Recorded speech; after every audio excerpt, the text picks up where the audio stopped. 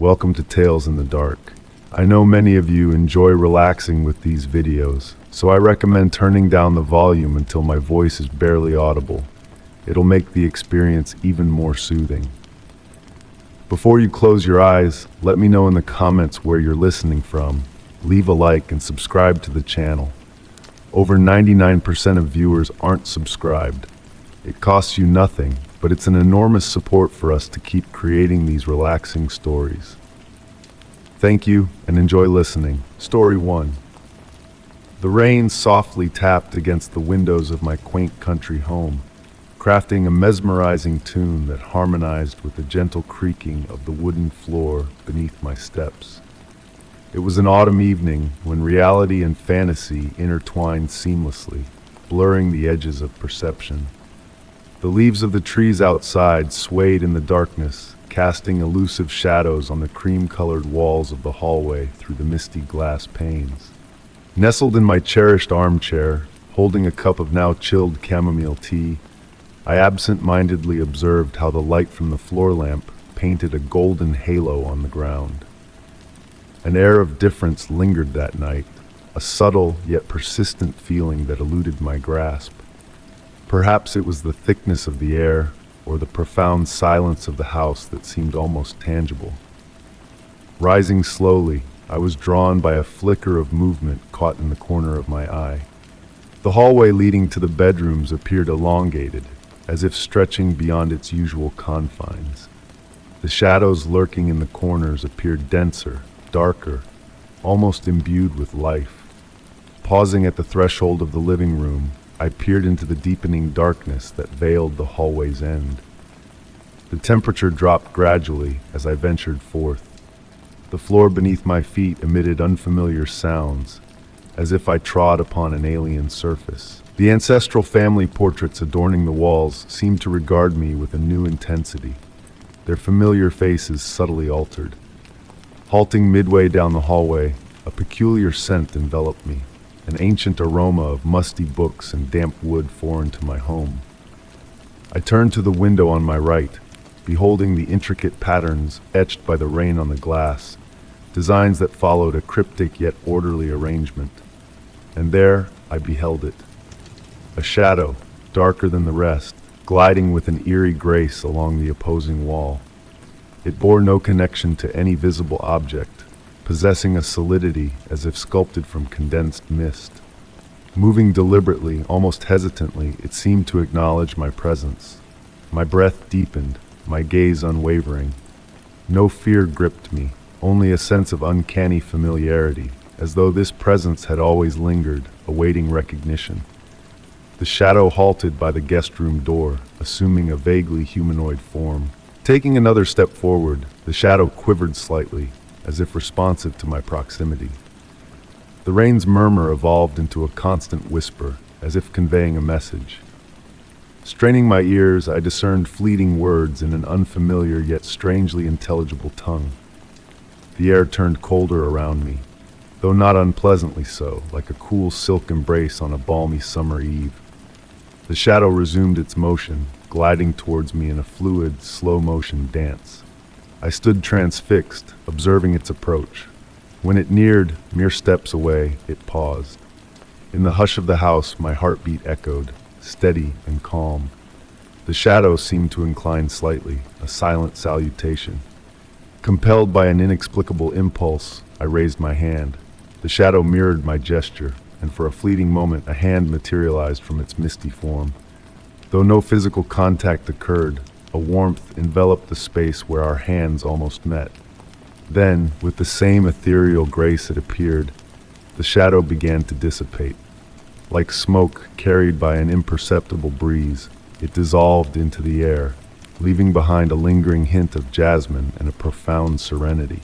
Time seemed suspended as I lingered in the hallway, enveloped in the fading sound of the rain. Upon returning to the living room, I found my tea still warm, as if time had paused during our encounter in the corridor. Since that fateful evening, whenever I traverse that hallway on rainy nights, I am attuned to the shadows. At times I catch a glimpse of that familiar form, dancing just beyond my peripheral vision. The identity of the shadow remains a mystery, yet its presence instilled not fear, but an understanding that some enigmas require no explanation. The secret now resides within the confines of my home's hallway, and on silent nights, when rain taps against the windows, I await with a blend of curiosity and tranquility, a new rendezvous with the shadow that dances beyond the corridor. Story 2. The autumn garden lay veiled in a delicate shroud of mist that early morning as I gathered the fallen leaves that had descended silently during the night. The crisp air tenderly kissed my cheeks, carrying with it the aroma of moist soil and the chrysanthemums I had carefully planted a few weeks prior. A profound hush enveloped the surroundings, broken only by the soft rustling of withered leaves beneath my feet and the sporadic serenade of an early bird. It was as I diligently raked near the weathered stone bench that a glimmering presence amidst the foliage caught my eye. A faint silvery reflection beckoned me, akin to a dewdrop capturing a sunbeam. Stooping down with deliberate gentleness, I brushed away the damp leaves and unearthed an ancient necklace. The piece was a marvel of craftsmanship, featuring an oval pendant adorned with intricate floral motifs and a petite blue gem at its heart, radiating a mesmerizing luminescence. Cradling the necklace in my hands, I felt its ethereal weight and the chill of its surface against my skin. I knew with certainty that it did not belong to anyone familiar. Having dwelled alone in that abode for over 2 decades, I could not recall encountering any neighbors adorned with such exquisite jewelry. The azure gem continued to gleam with a peculiar brilliance, almost as though it harbored its own inner light. That evening, after tenderly cleansing the necklace, I reverently placed it on the nightstand by my bedside. Drifting into slumber, I observed how the moon's gentle rays, filtering through the window, cast dancing shadows upon the walls, reflecting off the necklace's metallic sheen. Throughout the night, I stirred from my restful repose multiple times, sensing a distant melody wafting through the house, akin to a music box playing in some unseen corner. It was a dulcet, wistful tune, nearly imperceptible, dissipating as soon as I strained to grasp it. At dawn's break, I noticed the necklace had shifted position on the nightstand, as if a phantom hand had subtly rearranged it in the night. In daylight, the blue gem appeared dimmer, yet upon picking it up, a faint warmth emanated from the metal, distinct from the previous day's cold touch. Curiosity piqued, I resolved to delve into the necklace's origins. In the ensuing days, subtle alterations within the house began to manifest. Objects on the kitchen table seemed displaced each morning, as if scrutinized in the nocturnal hours. The family portraits lining the hallway appeared askew daily. The elusive nighttime melody persisted, growing clearer, more identifiable, yet frustratingly unlocatable.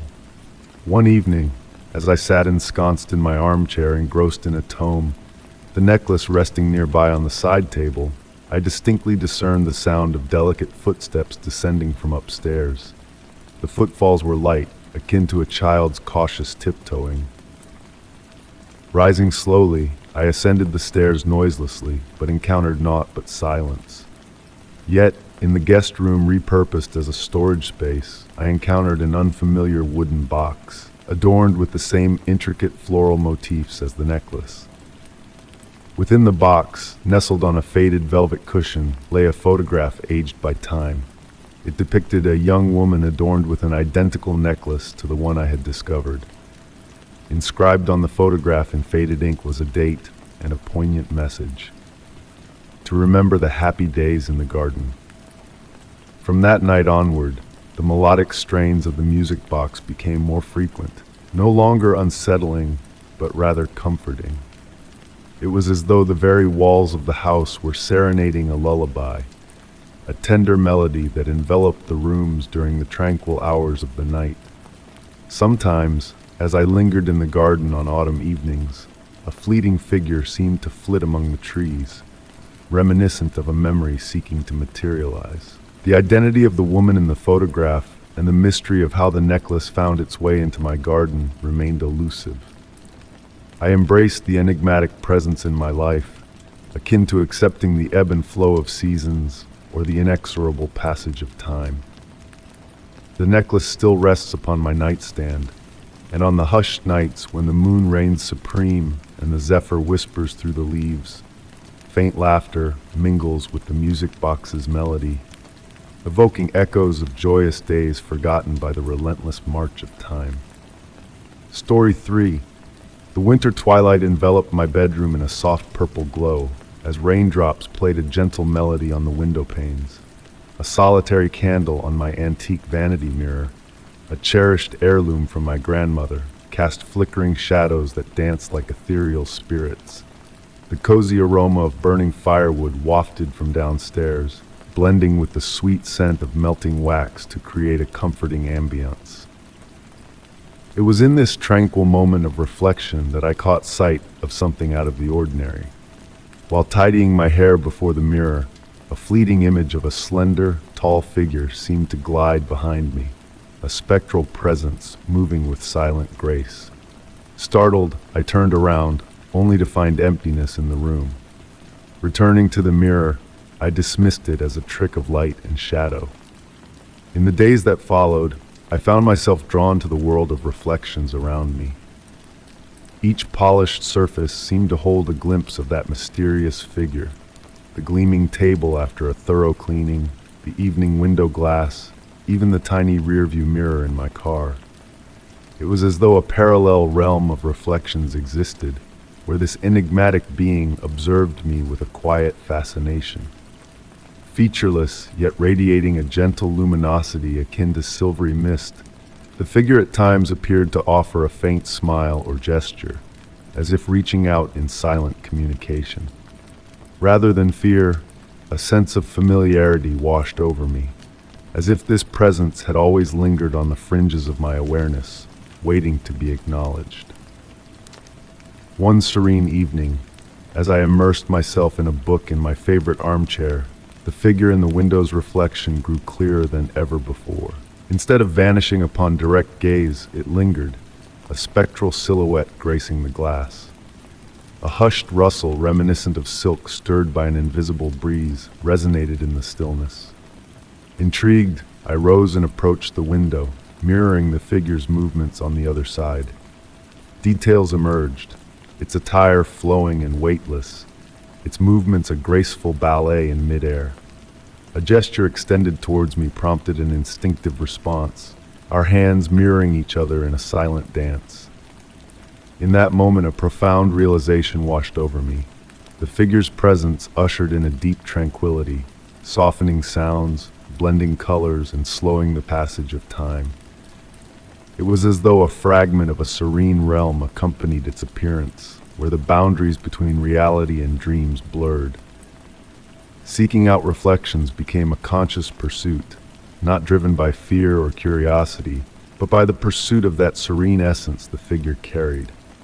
It seemed attuned to moments of inner calm, appearing when worries and anxieties ebbed away, offering solace precisely when needed. As days turned into weeks, the figure in reflections became a silent companion in my solitude.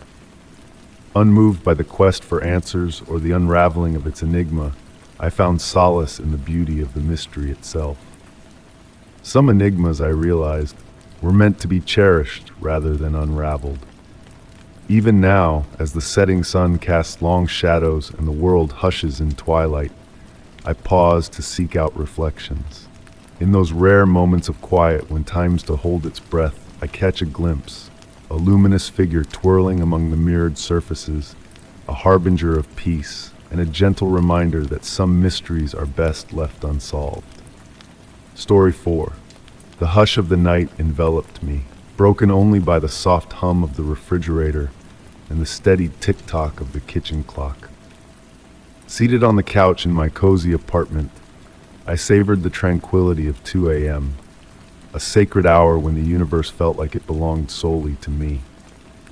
The gentle glow from the reading lamp painted delicate shadows on the walls, while wisps of steam from my chamomile tea pirouetted lazily in the air. In the midst of this serene moment, a peculiar detail about the neighboring apartment caught my eye. For 6 months I had been oblivious, but that night a faint light seeped from beneath the door, akin to the flicker of a solitary candle. Intrigued, I rose from the couch, leaving my cup on the coffee table, and drew closer to the dividing wall. Placing my ear against the cool surface, I strained to catch any sound. Silence enveloped me, yet there lingered a subtle shift in the air, a weightiness that stirred an inexplicable feeling within me. Returning to my routine, I found myself increasingly drawn to the enigmatic apartment next door. I observed details that had previously escaped my notice. No accumulation of mail outside the door, a spotless doorknob amidst the hallway's dust, and on quiet nights, a faint rustling that hinted at elusive footsteps. Curiosity crept through me like ivy climbing a wall. Delving into the building's history, I unearthed a puzzling revelation. The apartment had been rented for 2 decades, yet the identity of its occupants remained a mystery. The elderly janitor divulged that the rent arrived each month in an anonymous envelope left in his mailbox. One night, in the midst of half-slumber, the haunting melody of a piano drifted through the wall. The notes, ethereal and distant, wove a tale of sorrow and anticipation. Driven by an insatiable thirst for answers, I sought out the woman from the upstairs flat. She dismissed the existence of a piano in that apartment, her certainty stemming from her father, the building's architect. The space was too compact to accommodate such an instrument, she insisted. Rather than dissuade my inquisitiveness, her words kindled it further. I began noticing more anomalies. The absence of warmth seeping from the door during winter's chill, the perpetually dry doormat on rainy days. One fateful evening, I stumbled upon the apartment door ajar, an unprecedented sight. The faint glow beckoned from within, and my heart raced as I stood at the threshold, torn between curiosity and trepidation. In the end, I retreated, a deep-seated intuition cautioning me against unveiling the unknown. I shut myself in, leaving the mystery untouched. The next morning, as I departed for work, the door stood closed, concealing its secrets once more. Since that night, a ritual formed. Each late homecoming beckoned me to pause before that enigmatic door. Sometimes a distant melody lingered in the air. Other times, a flicker of light danced within.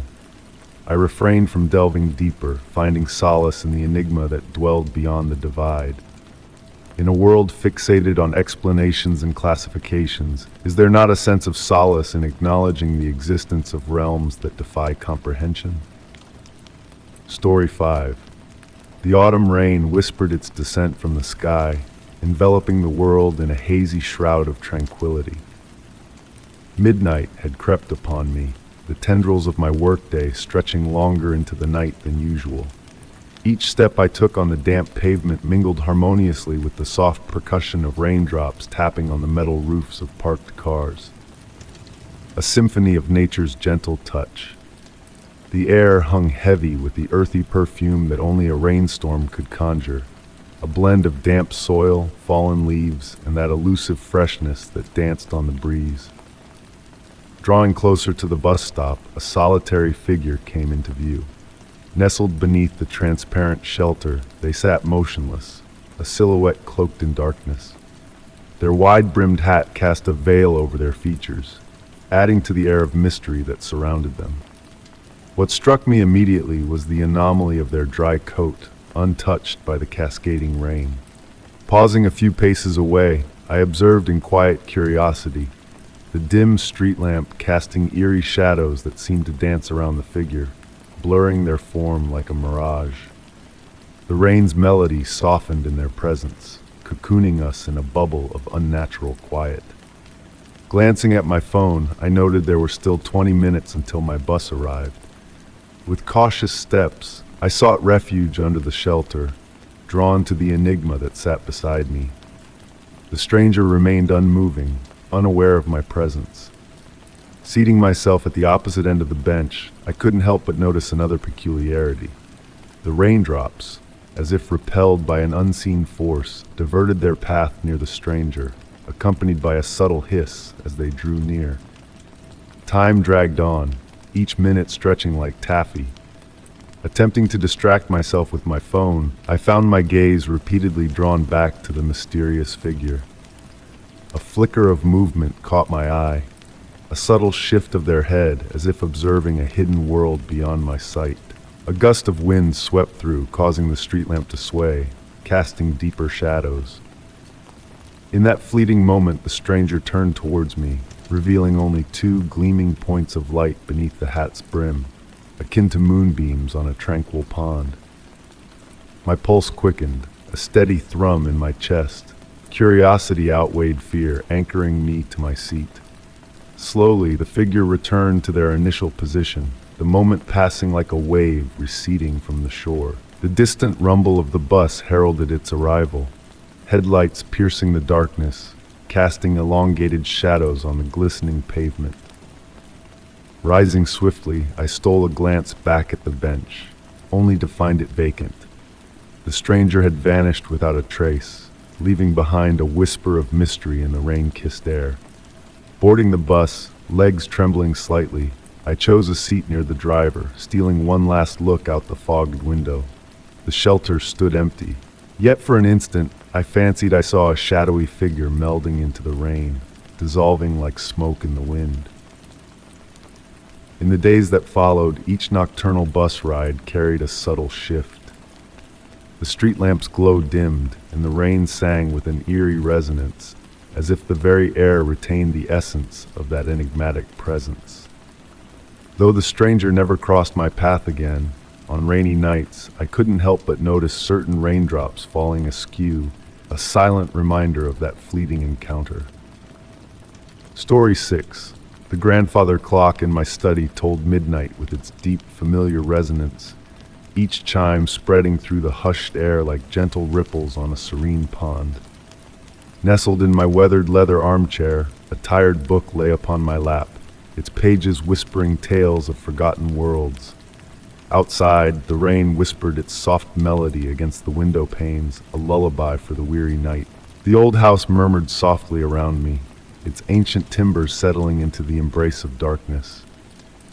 My gaze wandered to the hallway door, its silhouette outlined by the warm glow of my reading lamp. Tonight, there was a subtle shift in its essence, a change imperceptible yet palpable. Perhaps it was the way the brass handle caught the light, or the slight alteration in the wood's grain. Despite 15 years within these walls, the door felt like a stranger tonight. Standing up, I carefully marked my place in the book with a delicate silk ribbon.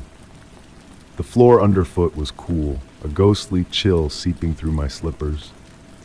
Drawing closer to the door, a distinct drop in temperature enveloped me, as if a whisper of winter had crept into this secluded corner of my dwelling. My fingertips grazed the handle, and to my surprise it radiated warmth, a stark contrast to the icy air around. With a soft sigh, the door swung open effortlessly, revealing the familiar hallway bathed in muted moonlight. Everything appeared unchanged, the faded wallpaper, the worn carpet, the array of framed memories adorning the walls.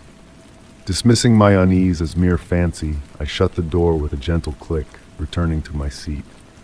That night, my dreams were woven with doors. They materialized and vanished in impossible places, blooming in garden beds, suspended in the vast sky, solitary sentinels on deserted shores. Each bore the same brass handle as my hallway door, a touch of warmth amidst surreal landscapes. As dawn tiptoed into the world, I carried on with my daily rituals, barely sparing a glance for the hallway entrance. It wasn't until the sun began its descent that I noticed the subtle alteration. The door appeared lighter, as if it had aged decades overnight. The brass handle now bore a weathered patina, a story etched in its scuffed surface. Drawn to investigate, I scrutinized the door with newfound curiosity. The wood had transformed, a different hue, a unique grain unfurling before my eyes. Even the hinges had undergone a metamorphosis, evolving from iron black to a burnished copper sheen. Yet the hallway beyond remained a steadfast constant. Night after night, the door underwent its enigmatic evolution. Sometimes aged, sometimes rejuvenated, it danced between past and present. The handle shifted slightly, the frame adorned with intricate carvings that appeared and vanished with the moon's passing. Intrigued, I began chronicling these changes in a journal, capturing each shift with meticulous sketches and elaborate descriptions. The door remained steadfast during my watchful vigils, its alterations unfolding in the depths of night when the world slumbered. One evening, driven by curiosity, I resolved to keep vigil through the night. Facing the door directly, I brewed a pot of strong tea and settled into my chair, the grandfather clock ticking away the hours. At 3:17 a.m., a flicker of the lights heralded a subtle transformation. The oak door had transmuted into rich mahogany, delicate silver patterns, dancing across its surface like whispers in the wind. Compelled by an unseen force, I reached for the crystal handle, hesitating at the thrum of energy emanating from the door. In that moment, I realized the absence of a keyhole, a detail that had always been present in the past. A shiver of uncertainty coursed through me, a puzzle waiting to be unraveled. The following day, I scoured my journal for mentions of the missing keyhole, only to find none. A sense of disquiet settled within me, a nagging doubt lingering at the edge of my thoughts. As twilight descended, I found myself ensnared in contemplation, the door a silent enigma in my sanctuary. Each evening, as I sit in my study, the door's transformation beckons me into a world of wonder and mystery. Shadows dance beneath the door's threshold, hinting at unseen realms beyond. I glimpse fleeting visions of unfamiliar hallways through the slender gap, each beckoning with its own secrets. Yet, when I push the door ajar, it reveals only the hallway I've always known. The same wallpaper, the same carpet, the same photographs frozen in time. A notion flits through my mind, urging me to rearrange the frames, to test the boundaries of reality. But a whisper of caution restrains me, a warning against delving too deep into the unknown. Night after night, the door continues its silent metamorphosis, a dance of shadows and light. Perhaps it is not the door that changes, but the lens through which I perceive it, shifting with the ebb and flow of time. Uncertainty lingers like a half-remembered dream, a riddle waiting to be solved.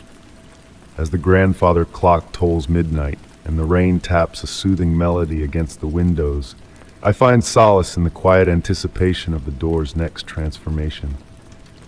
Each night holds the promise of new revelations, of secrets unveiled or concealed in the tranquil hours before dawn. Story 7. The gentle night breeze carried the earthy scent of rain-soaked soil and the sweet fragrance of night-blooming flowers. Nestled in my beloved armchair, I tuned into the rhythmic exhales of the aged house embracing me. The wooden beams emitted soft creaks, as though the very essence of the structure yearned to share ancient tales with me. Amid the hush, a subtle sound beckoned my attention. A steady, measured thump resonating from the upper hallway. Like a door knocker swaying in the wind, yet oddly consistent, nearly hypnotic. The soft glow of the reading lamp painted playful shadows on the tapestried walls, forming shapes that seemed to dance with a life of their own. Setting aside my book, I remained motionless, fixated on that persistent beat. Not an annoyance, but rather a melodic quality in its steadfastness. Rising languidly, my slippers sinking into the plush Persian rug, I gravitated towards the staircase. Ascending the time-worn wooden steps, each one releasing a faint groan, as if the house itself conversed in response to my intrigue. The rhythmic thump persisted, unwavering in its tempo, leading me along the dimly illuminated corridor where moonbeams filtered through tall windows. The atmosphere grew cooler upstairs, carrying a faint aroma of aged timber and beeswax. Trailing the sound, I reached the door to the ancient library. Shut tight as usual, yet the brass knocker continued its rhythmic tap against the sturdy oak. No breeze stirred. All windows in the hallway were sealed shut. Mesmerized, I observed the weighty knocker swaying autonomously, as if an unseen force utilized it to knock with infinite patience. Approaching slowly, nearly entranced by the consistent motion, the sound grew clearer, a subtle variation in rhythm discernible, as if following an enigmatic musical pattern. Extending my hand towards the brass handle, the chill of the metal beneath my fingers, worn smooth by generations of contact. The door wasn't locked, yet it seemed to resist my efforts to open it. Unobstructed, yet it felt as though something beyond gently held it closed. The knocker persisted, indifferent to my presence, executing an ancient ritualistic dance. Seating myself on the floor, my back against the adjacent wall, surrendering to the lulling beat. Time elusive as I lingered in that posture, captivated by the narrative woven by the incessant sound. Eyelids easing shut, thoughts drifting through misty recollections of ancient libraries and forsaken tomes. The sound melded with my breath, with my pulse, harmonizing with the nocturnal cadence. Upon reopening my eyes, the dawn bathed the hallway in a delicate glow. The knocker lay still, silent, as though it had never stirred. Rising slowly, limbs tingling from extended repose on the floor. This time, when I grasped the handle, the door yielded without opposition. The library appeared exactly as I had left it, every book in its designated spot, dust suspended in the morning light. Yet, on the antique desk, bathed in the initial sunbeam, lay an open book I did not recall placing there, its pages pristine, as if anticipating the inscribing of a tale. The brass knocker has not rapped since that night, but occasionally, on the stillest evenings, a faint echo of that rhythm seems to resonate, as though the house endeavored to recall a forgotten melody. Story 8. The autumn fog draped the park like a gentle cloak of gray silk, as leaves twirled lazily in the moist evening air. Walking along the gravel path, I relished the aroma of damp earth and the hushed crunch of my steps. The street lamps cast soft glows through the mist, barely revealing the path ahead. And there it was, a dark coat neatly folded on a weathered wooden bench. The park was deserted at this late hour, and the garment looked meticulously placed, as if with purpose. I approached cautiously, watching as the wool absorbed the mist's droplets, still warm to the touch as if recently shed. It wasn't fear that sent a shiver down my spine, but curiosity. Examining its pockets, I found only an old bus ticket from 1985, its yellowed paper surprisingly intact. Sitting beside the coat, I let my mind wander as the fog thickened around me. A faint scent of lavender and pipe tobacco drifted from the coat, conjuring memories of bygone days, of sepia-toned photographs. Inspecting further, I uncovered faded initials JM, sewn inside with golden thread. The park's silence was broken by a distant melody, vintage music like a half-remembered dream. Rising to trace its origin, the music seemed to drift from all directions and none. Returning to the bench, I noticed the coat had subtly shifted, its fold less precise, a button catching light differently. Despite being alone, the park felt alive with mystery. Time crept by as the fog enveloped everything tighter, shadows dancing under the streetlights, the music fading softly. Imagining who JM might be, I pondered their story and why the coat was left behind. Was JM a professor, a musician, or someone seeking solace in the park? Lost in thought, a gentle touch on my shoulder startled me, but the fog held no secrets. The coat now appeared weathered, as if time had hastened its aging. Respecting its enigma, I left it undisturbed and walked away. The music briefly crescendoed, a waltz unfamiliar yet strangely nostalgic. Returning the next morning, the bench was empty, save for the lingering imprint and a new bus ticket marked for that very day. Even now, on misty evenings, I sense that distant melody and catch whiffs of lavender and tobacco.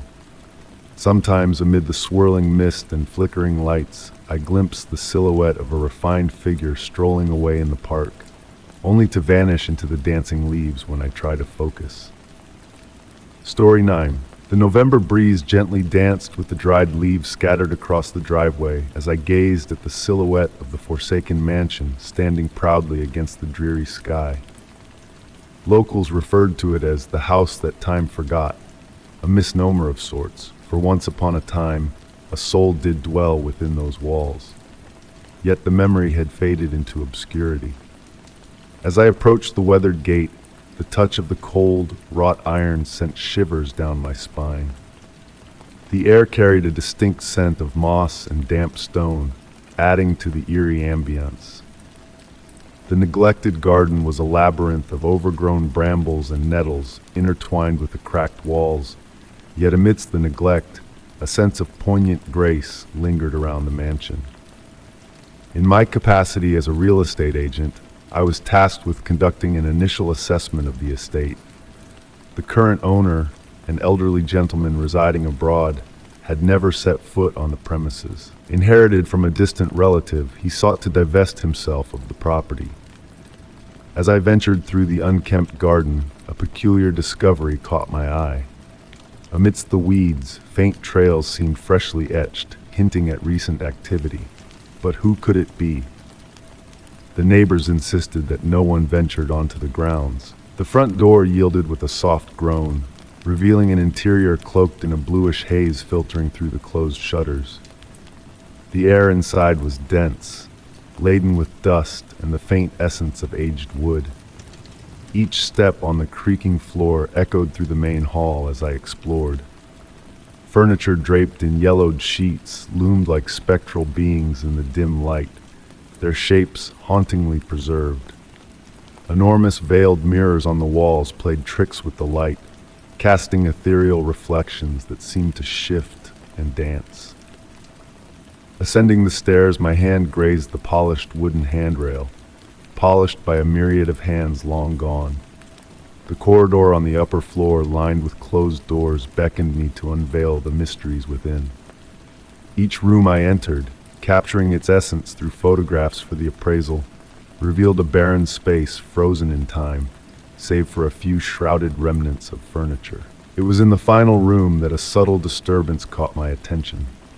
A bedroom, likely belonging to a woman, bore a thin film of dust disrupted as if by recent contact. A silver brush lay on the dresser beside strands of dark, fresh hair, untouched by the patina of neglect.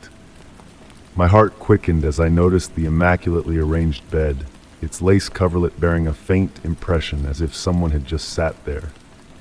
As I readied to depart, a flicker in the mirror caught my eye, a fleeting image of a woman seated on the bed. Whirling around, the room stood empty, yet an unseen presence lingered in the air. Hastening down the stairs, the shifting afternoon light cast elongated shadows across the salon, the mirrors seemingly watching my retreat. And then, a soft hum, delicate and wistful, echoed from somewhere above, an ancient melody that tugged at forgotten memories. Frozen in place, my hand lingering on the doorknob, I strained to discern if it was merely the wind or a figment of my imagination. Exiting the mansion, I closed the door behind me, enveloped by the eerie silence of the garden now stilled. Glancing back one final time, a faint glow behind an upstairs window caught my eye before fading into the shadows. In the days that followed, I diligently compiled my assessment of the property, detailing its condition, necessary renovations, and potential value. Omitted were the peculiar findings of the disturbed room and haunting melody, yet I appended a cryptic note. The property exudes a unique allure that may captivate a discerning buyer. The mansion languished on the market for an extended period. Occasionally, pausing before the rusted gate, I fancied glimpses of a feminine figure flitting through the upstairs rooms, as if awaiting a long-lost companion. Or perhaps, as if she had never bid farewell. Perhaps therein lay the secret of the house that time forgot, not that it remained uninhabited, but that a ghostly presence lingered, eternally tied to its walls. Story 10. The wooden floor whispered softly beneath my feet as I wandered through the dimming hallway of Grandma's house. Each creak and groan of the aged boards seemed to carry a hidden tale, a secret longing to be told. The air held a delicate fragrance of lavender mingled with the scent of old timber, a comforting aroma that had lingered with me through countless summers of my youth. Yet on this particular evening, a subtle shift in the atmosphere caught my attention. Pausing before the weathered attic door, a detail previously unseen beckoned me closer. The white paint, worn and marred, bore curious marks etched into its surface. These were no mere haphazard scratches of time. They formed a deliberate pattern, like a cryptic message waiting to be deciphered. As the sun dipped below the horizon, casting a warm amber glow through the windows, elongated shadows danced along the walls, painting a scene of tranquility and mystery. The only sounds breaking the silence were the steady tick-tock of the grandfather clock downstairs and the gentle rustling of leaves outside, stirred by the evening breeze. With a sense of intrigue, I traced my fingertips over the markings, feeling the rough texture of the wood beneath my touch. The patterns were precise, almost geometric in their arrangement, some shallow, some deep, as if etched over time by an unseen hand. Pondering how I had overlooked these enigmatic symbols before, I recalled Grandma's avoidance of the attic stairs. Although she had never spoken of strange happenings, a subtle chill ran down my spine as a cold draft brushed against my neck. The hallway appeared elongated, shadows thickening around me, enveloping me in a cocoon of uncertainty. Taking down the heavy brass key from its hook, I hesitantly inserted it into the lock, feeling a slight resistance before the mechanism yielded to the turn of my hand. A faint, almost imperceptible sound, akin to a deep breath, seemed to exhale from the other side of the door, causing my heart to quicken its pace. Yet, as quickly as it had come, the sound vanished, leaving only the stillness of the house in its wake. With trembling hands, I illuminated the door with my phone's light, revealing hidden details in the shadows. The scratches coalesced into a circular motif, a spiral of mystery unfolding before me. At the center, delicate numbers were etched, barely visible to the naked eye, triggering a distant recollection of Grandma's mention of a secret diary concealed within the house. As the wind outside intensified, the windows protested with mournful wails, and the shadows seemed to waltz to an unseen melody. A connection between the numbers on the door and the elusive diary tugged at my thoughts, yet an unspoken force held me back from crossing that threshold. Was it intuition, a familial instinct passed down through generations of women? Retreating slowly, a faint scratching noise echoed from within the attic, not menacing but rhythmic, as if someone patiently inscribing a new message. Glancing back one final time, the scratches on the door seemed to shimmer with a spectral light in the fading dusk, hinting at untold secrets veiled within. That night, nestled in bed, the numbers lingered in my mind, transcribed into my notebook for further contemplation. The promise to revisit the attic the next day weighed upon my thoughts. Yet when morning light filtered through the windows, the door stood unmarred, devoid of any traces of the previous night's revelations. Only the brass key, with its faint luminescence, hinted at a mystery waiting to be unraveled.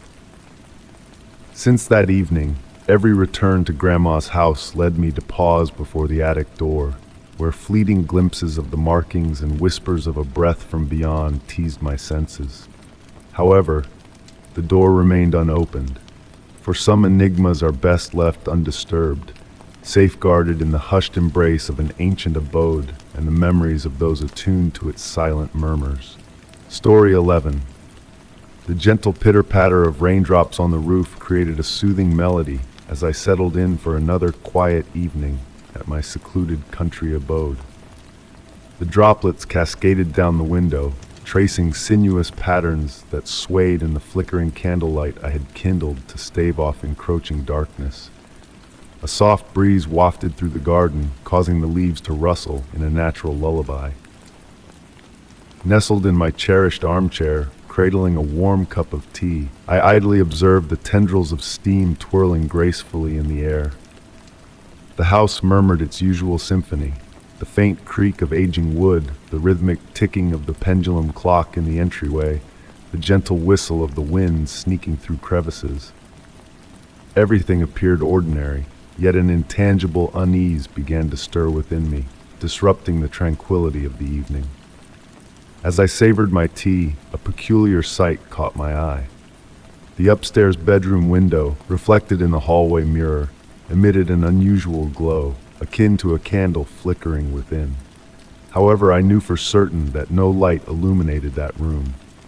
Setting down my cup on the nearby table, I rose slowly and made my way to the staircase. Each wooden step groaned beneath my weight, a familiar sound after years of dwelling in this abode. Yet that night, each creak seemed distinct, as though the house itself sought to convey a message. The air grew chillier as I ascended, and a thin film of moisture seemed to cling to the walls of the upper corridor. Pausing before the bedroom door, I hesitated momentarily before turning the brass handle, which felt unnaturally cold, almost icy to the touch. With a faint squeak, the door swung open, revealing the room enshrouded in shadows. The window, the very one I had spied in the mirror, remained shut.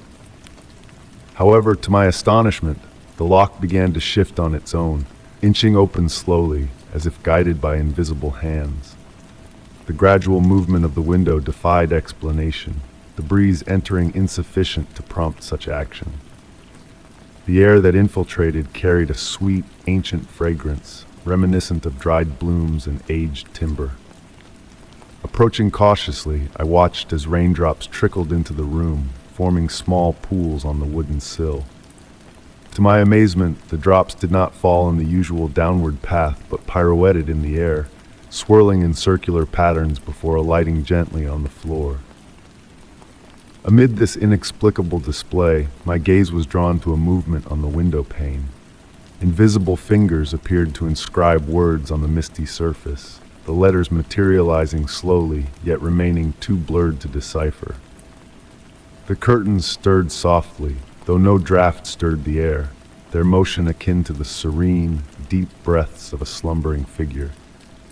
Moonlight filtered through the rain-laden clouds, casting shifting shadows on the walls that seemed to narrate silent tales.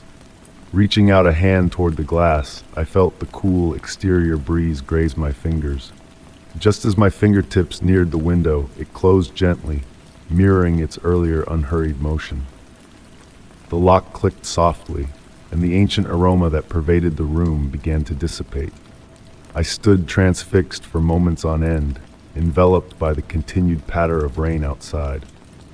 The room had reverted to its usual state, yet a subtle alteration lingered. It felt as though the house had revealed a glimpse of another realm, a realm existing parallel to our own, visible solely in those rare instances when the veil between reality and enigma thins to a fragile gossamer. Since that fateful night, whenever the rain falls, I find myself seated in my armchair, gazing at the window's reflection in the hallway mirror. At times it remains motionless.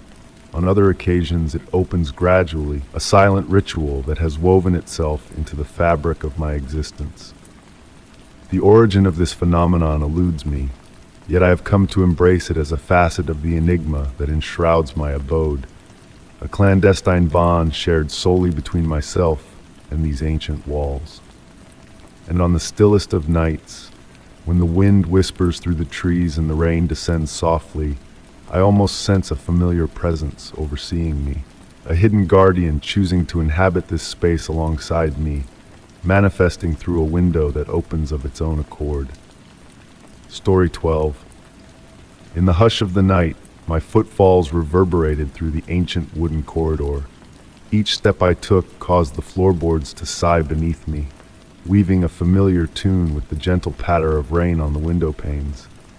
A delicate fragrance lingered in the air, a blend of aged wood and weathered paper. Pausing before the door at the hallway's end, a door I had sealed off for months, I noticed the lock glinting faintly in the soft glow of the wall sconces, beckoning me with a subtle allure. I vividly recalled locking it last, turning the key thrice and checking the handle for good measure.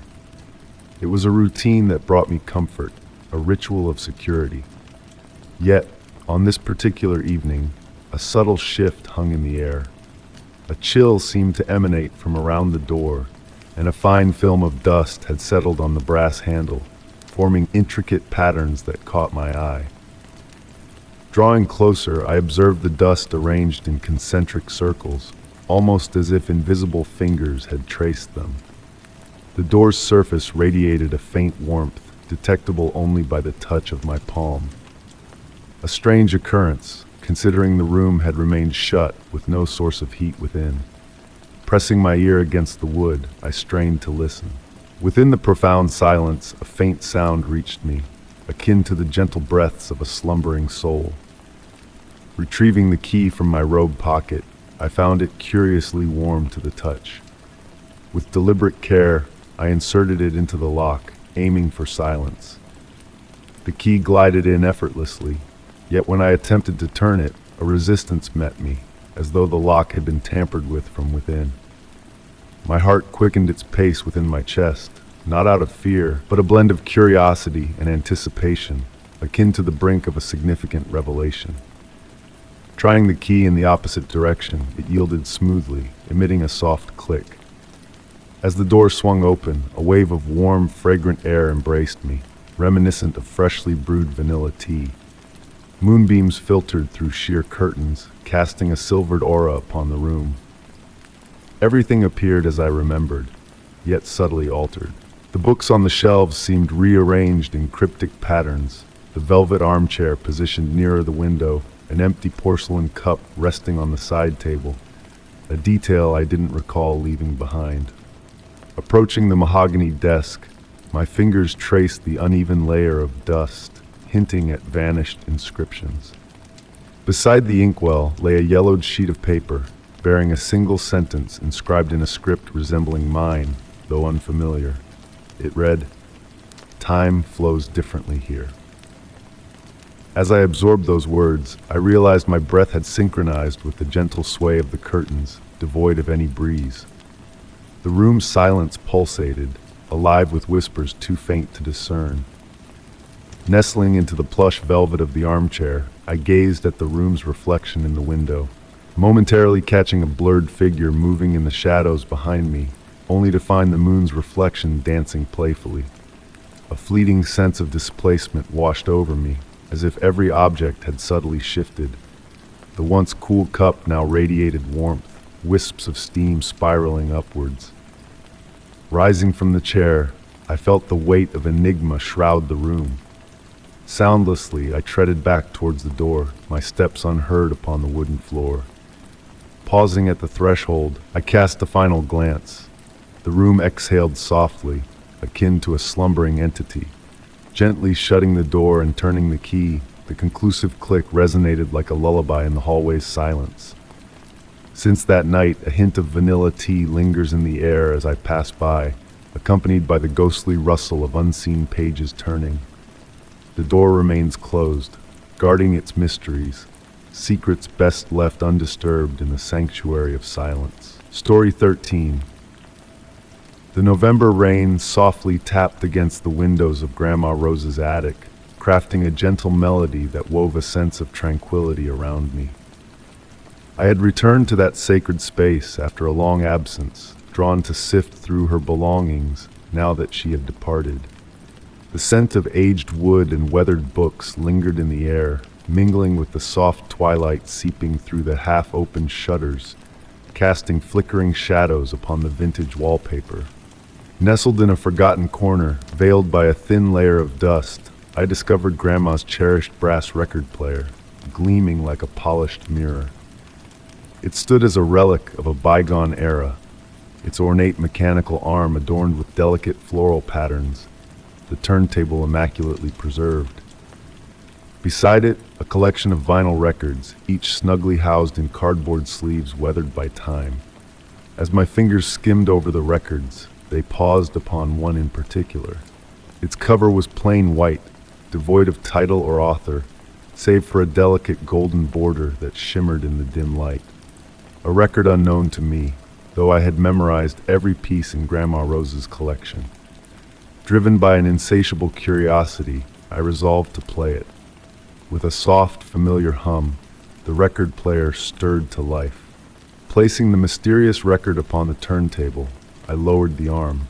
Initially, only the characteristic crackle of vinyl filled the room. Then the music began. A melody unfamiliar to my ears unfolded, a waltz gracefully executed on the piano, yet there was an enigmatic quality to the way the notes intertwined. The music seemed to shift subtly with each revolution of the record, as though the notes rearranged themselves into new harmonies. I closed my eyes, surrendering to the whims of this peculiar composition.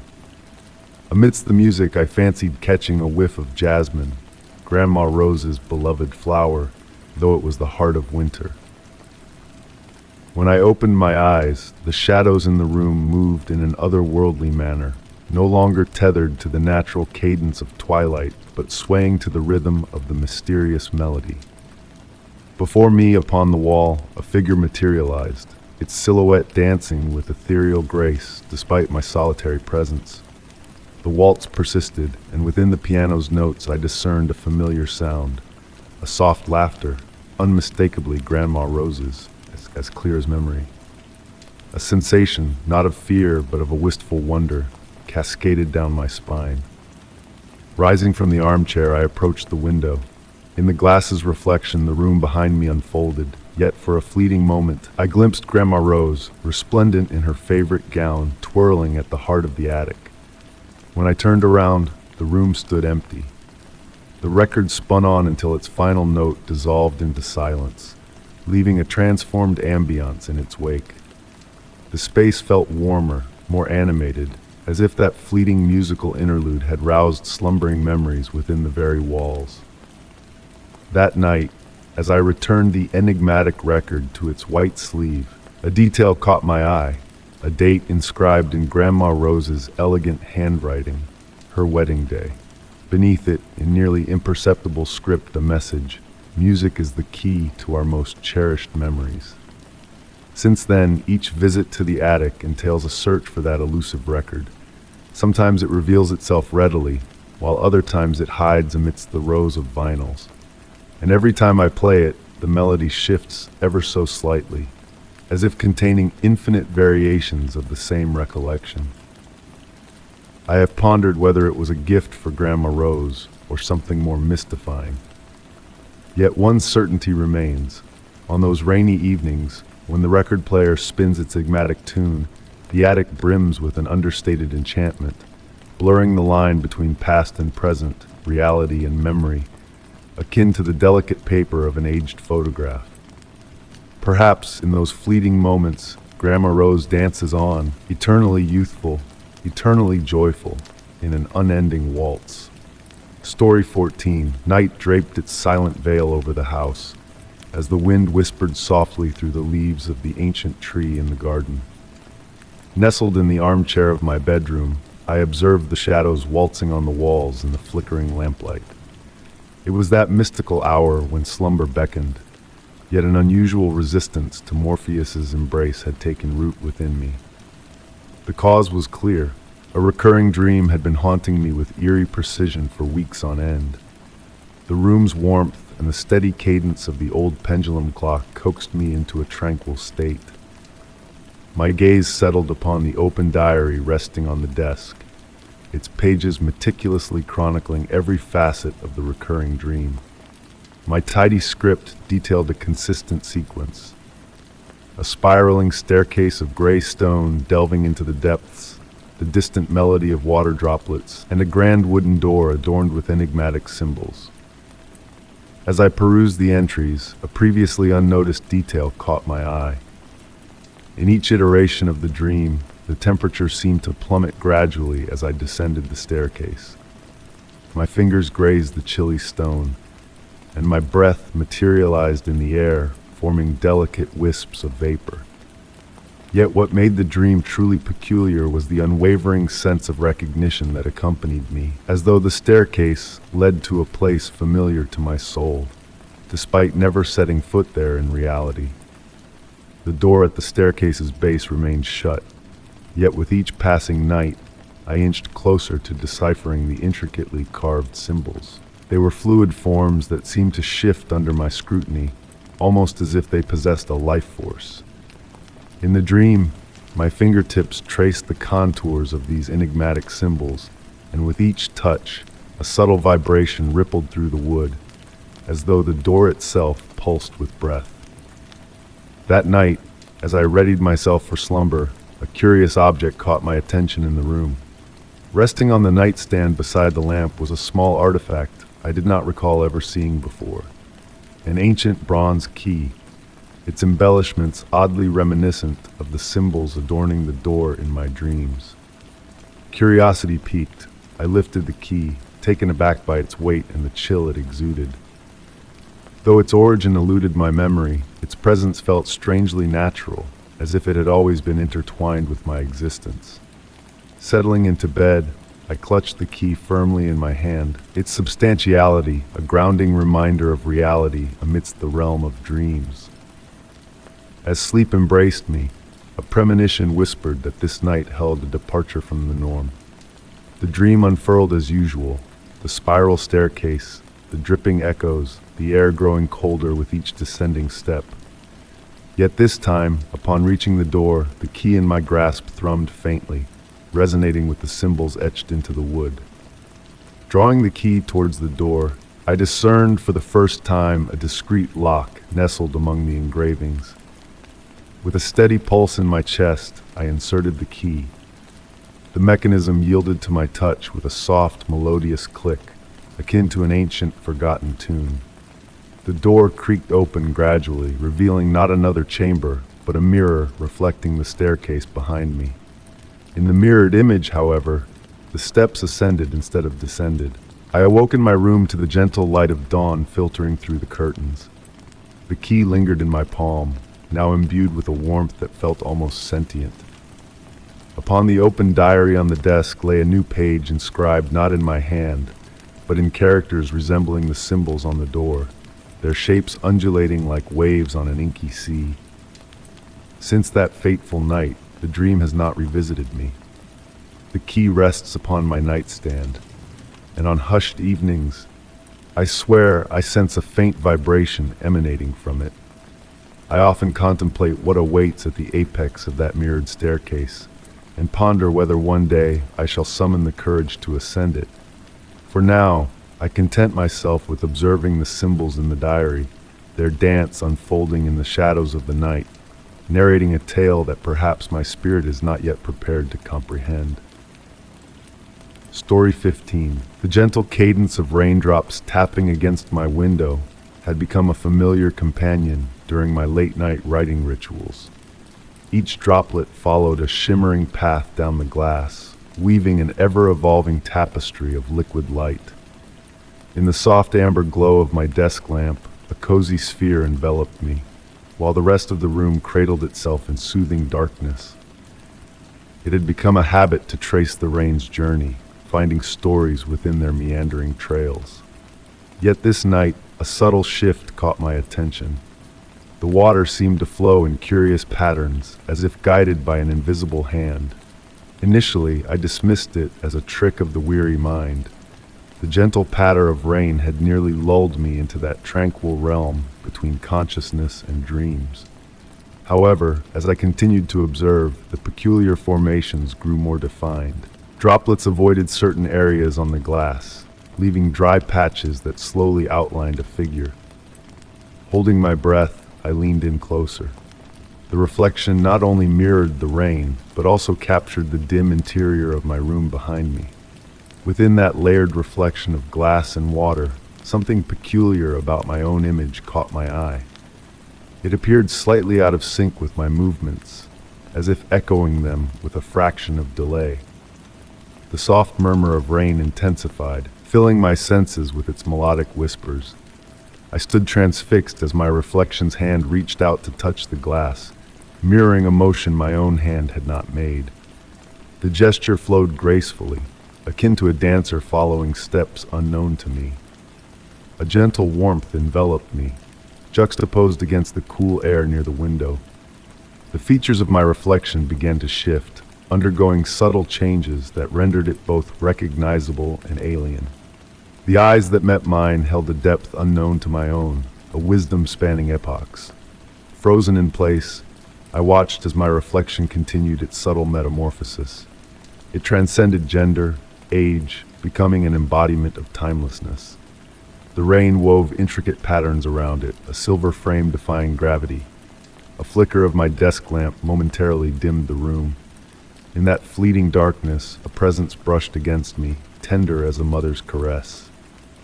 When light returned, my reflection reverted to mirroring my actions flawlessly. Yet the rain persisted in its enigmatic circles, a testament to the extraordinary visitation. I lingered by the window for hours, pondering the enigma that had unfolded before me.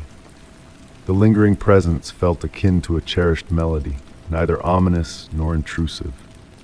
With the approach of dawn, the rain gradually receded, leaving behind a window adorned with commonplace streaks.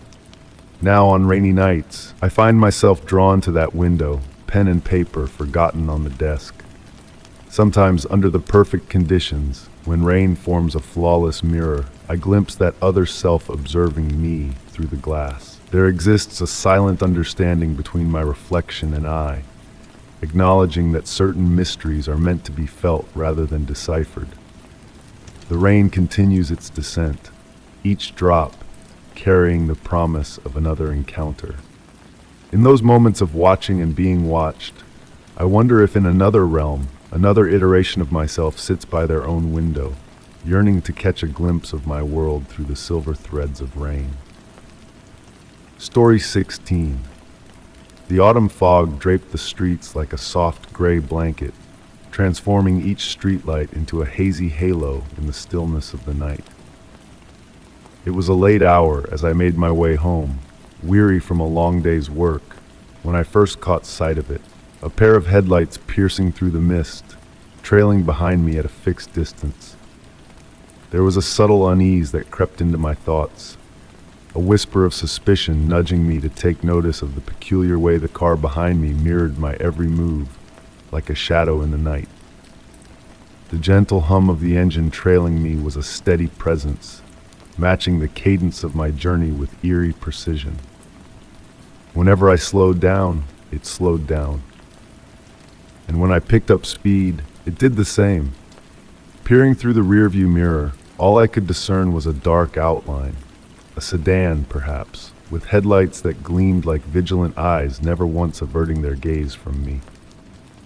As I navigated the winding roads of the residential neighborhood, the quiet houses stood sentry on either side, exuding an air of tranquility that starkly contrasted with the growing disquiet within me. Curiosity nudged me to test the waters. Instead of turning onto my usual street, I pressed forward, taking a detour along a longer, unfamiliar route. And yet, the car behind me persisted, maintaining that hypnotic distance that now felt strangely familiar, almost intimate. The soft patter of rain beginning to drizzle on the windshield played a soothing melody, a stark contrast to the tension in the air. Rivulets of water streaked down the glass, distorting the view of the persistent presence tailing me. I veered onto a side street, then another and another, each turn met with the same response. It was as though an invisible thread tethered us together in a nocturnal ballet. The headlights trailed me faithfully, never encroaching too near, never lagging far behind. The neighborhood slumbered on, oblivious to our strange, silent dance under the moon's watchful eye. Coming to a stop at a red light, a flicker of realization dawned as I peered through the rain-splattered windshield of the car behind me. A figure seated in the driver's seat, motionless as a statue.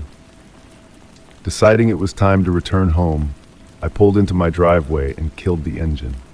In the sudden hush, the only sounds were the rain tapping on the car roof and the steady thump of my own heartbeat.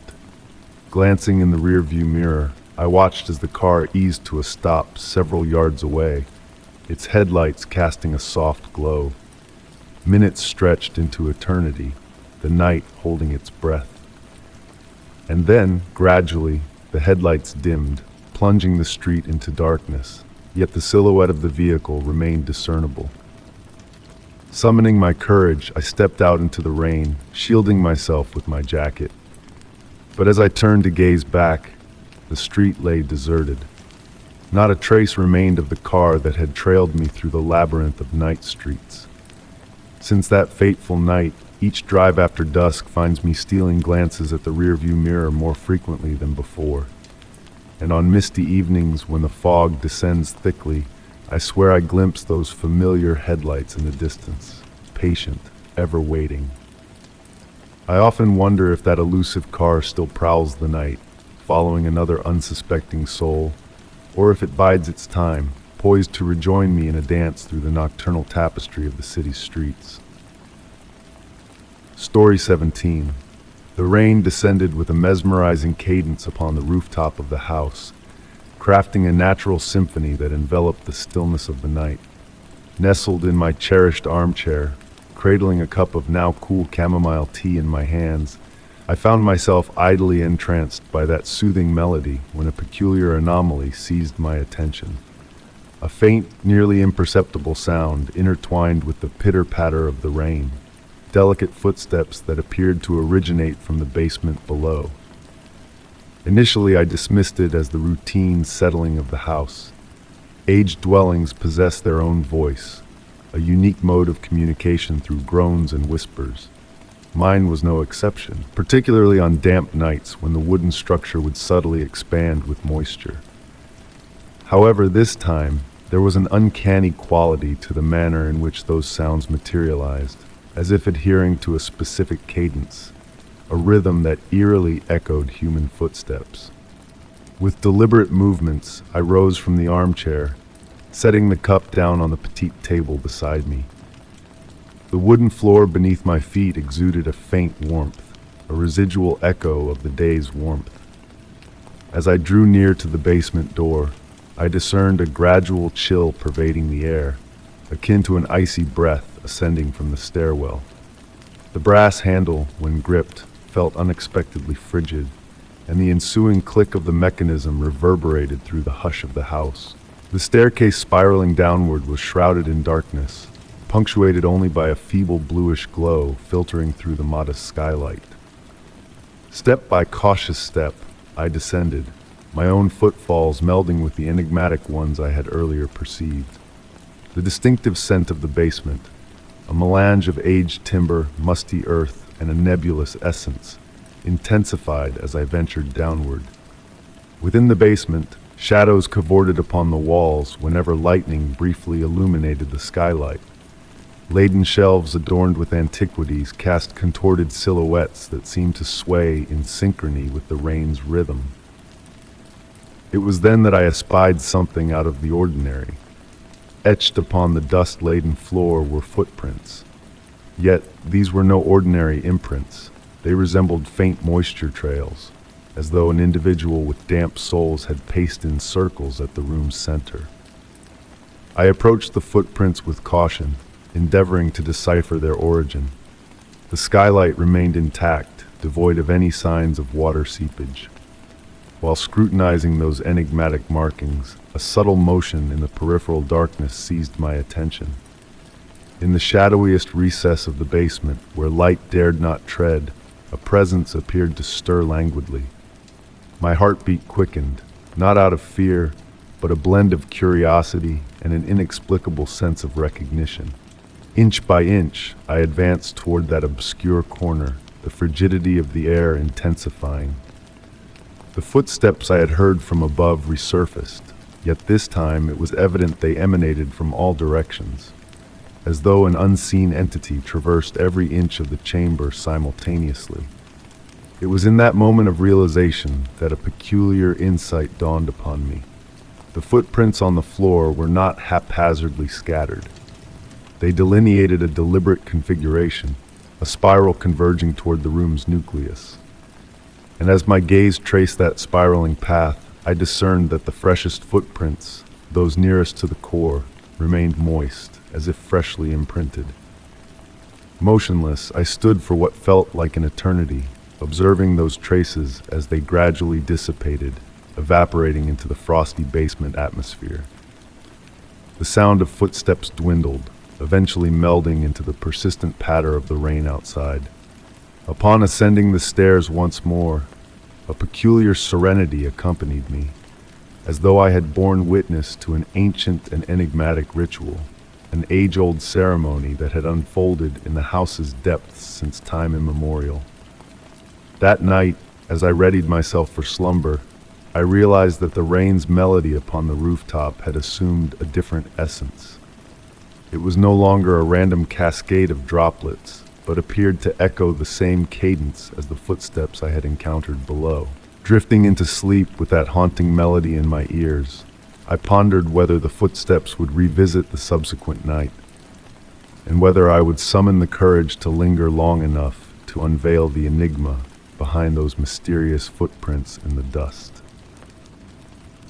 Story 18. The night enveloped the sea in an unusual calmness, a stillness that whispered of secrets held beneath its surface. Seated on the creaking porch of my wooden abode, I cocooned myself in a woolen blanket, surrendering to the symphony of waves gently caressing the shore. The full moon, a celestial beacon, bathed the water in a silvery luminescence, painting a path that beckoned me towards the distant horizon. In a moment of serene contemplation, a peculiar sight captured my attention, a soft, almost ethereal green glow swaying amidst the waves not far from the shore. Rising slowly from the weathered rocking chair, I felt the salty breeze brush against my face as I descended the worn steps. The sand, still warm beneath my bare feet, whispered tales of the tide's eternal dance. Approaching the water's edge, where the gentle waves kissed the land, the enigmatic green glow revealed itself. A vintage glass bottle, its elegant form cradling a yellowed parchment within.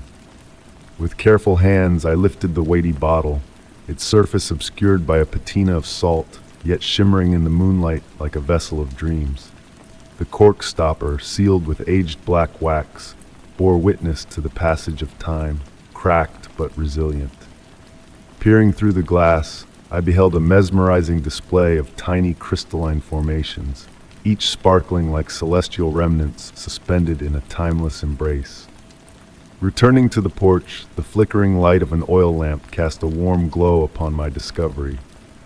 Placing the bottle upon the weathered table, I settled into my beloved armchair, the sea's melody now a hypnotic rhythm that seemed to echo a forgotten song. With deliberate movements, I began to unravel the seal of black wax, its ancient essence crumbling beneath my touch. The cork emerged, releasing an intoxicating scent, a blend of seaweed, antiquity, and a hint of elusive mystery that lingered in the air. Within the bottle, a parchment awaited, delicately rolled and bound by a faded ribbon of azure silk. Untying the knot, my hands trembled with anticipation, unveiling a testament to time's embrace, a script tinged with sepia hues, its calligraphy a dance of bygone elegance. As the ink revealed tales of temporal enigmas, fragments of phrases emerged, teasing at the boundaries between reality and reverie. Constellations unknown and lunar cycles intertwined with cryptic verses, leading me into a world where time flowed like water, elusive and ever-changing. A drawing, a perfect spiral, entranced my gaze, its motion imperceptible yet captivating, as if whispering secrets known only to the night. The oil lamp flickered erratically, shadows swaying to the nocturnal symphony, while the sea's whispers transformed into a melody of forgotten tongues. The final paragraphs, clearer than the rest, spoke of a realm where dreams intertwined with the tangible, where time itself wore a shroud of ambiguity. A revelation echoed through the parchment, a declaration that I, too, had been chosen by the enigmatic sea.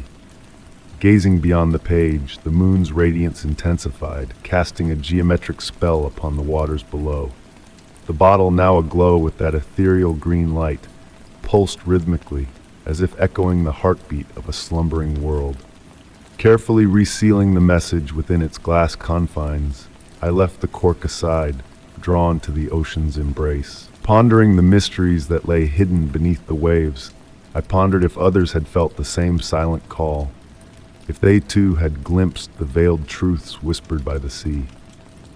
The night waned into the embrace of dawn, a time of transition where shadows dissolved under the light's gentle touch. The bottle, its green luminescence fading with the encroaching daylight, stood as a relic of a night veiled in mysteries yet to be unveiled. Uncertain if I would ever decipher the message's cryptic riddles, I harbored a sense that the night had irrevocably altered something within me. And on nights when the full moon graces the sky, I find myself drawn to the shore, where the memory of that haunting green glow still lingers, a reminder of the enigmatic depths that lie beneath the surface of our known world. Story 19. Night had blanketed the old countryside house in a deep tranquility, wrapping me in a cocoon of peace as I sat in my cherished armchair beside the crackling fireplace. Shadows waltzed on the walls, dancing to the tune of the flames devouring the logs. The warmth embraced me like a soft quilt, while outside, the autumn wind tenderly brushed against the leaves of the trees. In this serene moment, a peculiar sound reached my ears, a clear, childlike laughter echoing from the upper floor of the house, a laughter akin to silver bells. Pausing to listen, I let the merry sound blend with the fire's crackle. There was no hint of menace in it. Instead, it carried a joyous, almost melodic ring. Yet in my 20 years of solitary residence here, children had never graced these walls. Curiosity stirred within me like a gentle stream, gradually dispelling the drowsiness that had nearly overtaken me. With deliberate movements, I rose from the armchair, relishing the sensation of the old Persian rug under my feet. Each step on the creaking floorboards led me closer to the stairs. The flickering candlelight in the living room cast a cozy glow, projecting my silhouette in a silent, graceful dance on the walls. Ascending the stairs, the air grew cooler, not chilling but rather a soothing caress on the skin, reminiscent of the ocean's breeze. The laughter chimed once more, closer this time, drifting from the guest room. A room seldom used, adorned with antique furniture veiled in ghostly white sheets that swayed gently as if moved by unseen hands. The slightly ajar door emitted a silvery light, distinct from any other illumination in the house. Not moonbeams, too warm for that, nor the harsh glare of electric bulbs. It was a different radiance, pulsating softly, akin to a tranquil heartbeat. Pushing the door open, the aged wood harmonized in a familiar tune. The room unfolded before me, bathed in that ethereal glow. The draped furniture formed comforting, cloud-like shapes, resembling a serene sky. And there, perched on the window ledge, I beheld a sight that caught my breath. Not a solid form, but a play of light and shadow morphing into a childlike presence. The laughter resonated once more, emanating clearly from that luminous being. No fear gripped me, only a profound sense of awe. The light child toyed with its radiance, casting luminous patterns on the walls as if painting with light itself. Approaching cautiously, the room's temperature oscillated gently between cool and warm, like the ebb and flow of ocean waves. Upon drawing nearer, a flicker of recognition stirred within me. In the fluid movements of the figure, I glimpsed echoes of my own childhood gestures, as if reliving solitary playtime in my room. The revelation washed over me like a forgotten memory. That crystalline, pure laughter belonged to my own childhood self. Time slowed to a crawl as I observed this surreal spectacle. The light child continued its silent play, punctuated by that melodious laughter, now echoing like a reverberation of the past. I refrained from speaking or interrupting, wary of shattering the spell of peace and nostalgia enveloping the room. Gradually, the silvery light waned, akin to the sun setting on a wintry afternoon. The childlike figure grew increasingly ethereal until only a faint glow lingered. The final laughter I heard was a soft whisper, a tender farewell before dissolving into darkness. I lingered in the room for what felt like an eternity, enveloped in a soothing silence. The draped furniture lay still, and the air reverted to its usual temperature. Yet something had shifted. The guest room, once a repository of dusty memories, now held a precious enigma. Retreating to my armchair by the fireplace, the dwindling fire casting a faint glow, I acknowledged that the events of that night would forever remain a mystery. Was it a dream, a recollection, or perchance something deeper, a message from the past manifesting through a child's laughter in the shadows? Since that night, whenever I pass by the guest room, I pause to listen. On the stillest nights, a distant echo of that crystalline laughter seems to linger, a gentle lullaby guiding me towards slumber. And with a smile, I embrace the mystery, a sweet secret shared between me and the child who laughs in the dark. Story 20. The night lay hushed, cloaked in a delicate mist that swirled like a ghostly waltz. Nestled in my cherished armchair, the deep burgundy velvet one next to the grand antique mirror, I lost myself in the pages of a book, bathed in the gentle glow of a vintage lamp. The rhythmic ticking of the pendulum clock filled the room with a hypnotic cadence, while the crackling warmth of the fireplace embraced me in a cozy cocoon. Amid this perfect stillness, a strange awareness crept upon me. Initially, it was a fleeting notion, akin to catching a glimpse of movement in the corner of your eye. I lifted my gaze from the book and met my reflection in the antique mirror. The golden frame, adorned with intricate floral motifs, shimmered faintly in the flickering firelight. Yet, as I studied my mirrored self, a subtle chill traced down my spine. Something felt amiss, imperceptibly so. I tilted my head, and my reflection mirrored the motion with a slight delay, as though striving to mimic rather than mirror my actions naturally. I attempted to dismiss it as mere fatigue or the capricious interplay of shadows cast by the unstable firelight. But the longer I scrutinized, the more evident the disquiet grew. When I raised my right hand, the reflection hesitated momentarily before replicating the gesture. When I smiled, my mirrored lips curved with a barely perceptible lag. The crackling of the wood in the fireplace assumed a sinister undertone, as if whispering secrets. The air thickened, charged with a subdued tension that urged me to breathe at a measured pace. A fragrance of candle wax intermingled with an ancient aroma, reminiscent of forgotten tomes and faded recollections. With deliberate slowness, I rose from the armchair. The reflection mimicked my movements, yet its fluidity seemed unnatural, as if choreographed rather than mirroring my spontaneous gestures. Its eyes appeared deeper, harboring enigmatic secrets beyond my ken. Drawing closer to the mirror, I discerned further disconcerting discrepancies. The reflected room diverged slightly from reality. Books on the shelves stood in a different order. Unfamiliar objects dotted the space. An aged framed photograph depicting a tranquil seascape in my room morphed in the reflection into a blurred countenance fixated on me.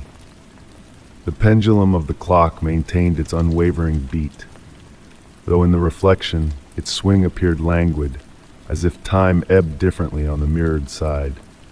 Shadows cast by the flickering flames cavorted on the walls, assuming shapes hinting at silent watchers. Tentatively, I reached out to touch the cool surface of the mirror, and my reflection reciprocated with an almost beckoning gesture. Our fingertips met upon the icy glass, but while I sensed the chill of crystal, my mirrored self conveyed an entirely different sensation. Stepping back, my reflection lingered momentarily, as if contemplating whether to follow suit. When it did move, its actions grew increasingly autonomous, as if gradually asserting its own volition. Retrieving an old velvet cloth from a drawer, I veiled the mirror, obscuring that disquieting doppelganger. Yet, as the fabric descended over the reflective surface, I fancied a cryptic smile playing upon my mirrored counterpart's countenance, a smile foreign to my own visage. Since that fateful night, the mirror remained shrouded. In the stillest hours, faint echoes seemed to emanate from behind the velvet, as though an unseen presence treads a parallel realm identical to mine. And in the serenest moments, when the house slumbers in profound silence, I ponder whether that reflection lingers still, biding its time, inhabiting a mirrored existence alongside my own. The veracity of that haunting encounter eludes me, suspended between reality and reverie. Whenever I pass a looking glass now, I cannot help but question whether the reflection I behold is truly mine, or if it conceals a mimic so adept it blurs the line between reflection and reality. Story 21. The soft moonlight seeped through the delicate curtains, creating a mesmerizing display of dancing shadows on the weathered wooden floor. Nestled in my favorite armchair, enveloped in the tranquil embrace of the night, my eyes were drawn to the ancient mahogany box resting on the mantelpiece. It had been a fixture in this house since the days of my grandmother, yet its contents remained a mystery, untouched by curious hands. The glossy surface of the box caught the moonlight, casting a subtle glow that accentuated its intricate carvings, almost as if they were alive, moving in the shadows. I had never seen it open, not even when my grandmother was alive. It was simply a silent observer, a piece of the forgotten past. But on this particular night, a shift in the air hinted at a change, a whisper of something unseen. Leaving the familiarity of my armchair, the wool of my sweater brushing against the fabric, I approached the mantelpiece. Each step on the creaking wooden floor felt deliberate, as if the room itself acknowledged the gravity of the moment.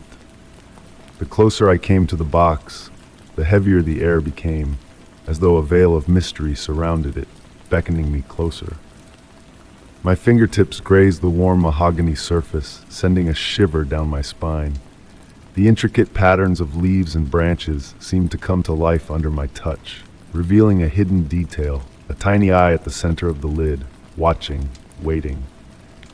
As I leaned in, a faint ancient scent filled the room, a blend of sandalwood and something deeper, unknown yet familiar, stirring memories long forgotten. Lost in reverie, I closed my eyes, images of a woman's gentle smile flickering in my mind, accompanied by the echo of whispered words.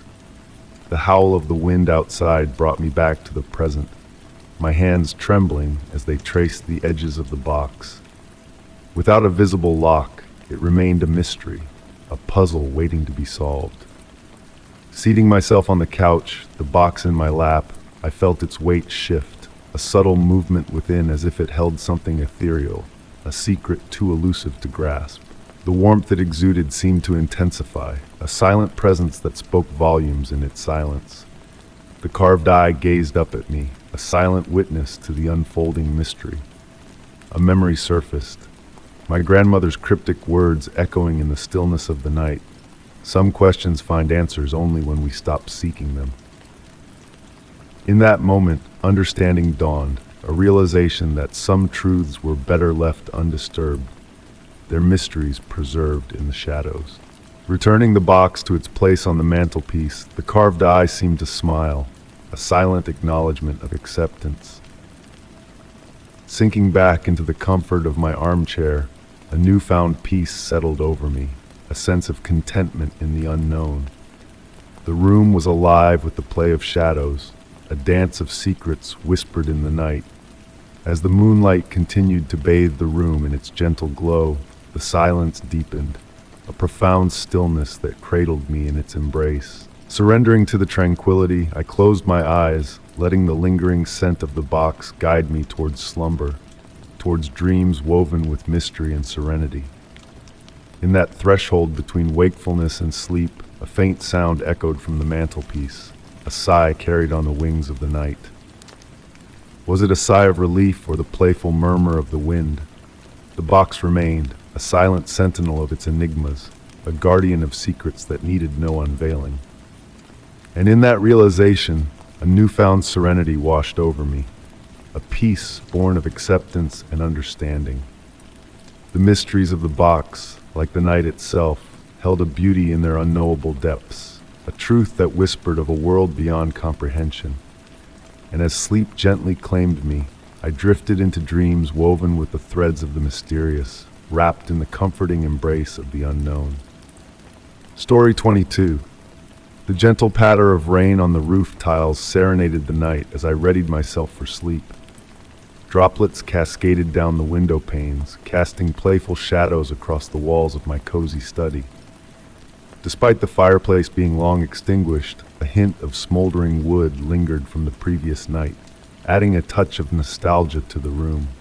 The soft glow of the desk lamp bathed everything in a soothing light, creating a haven of tranquility.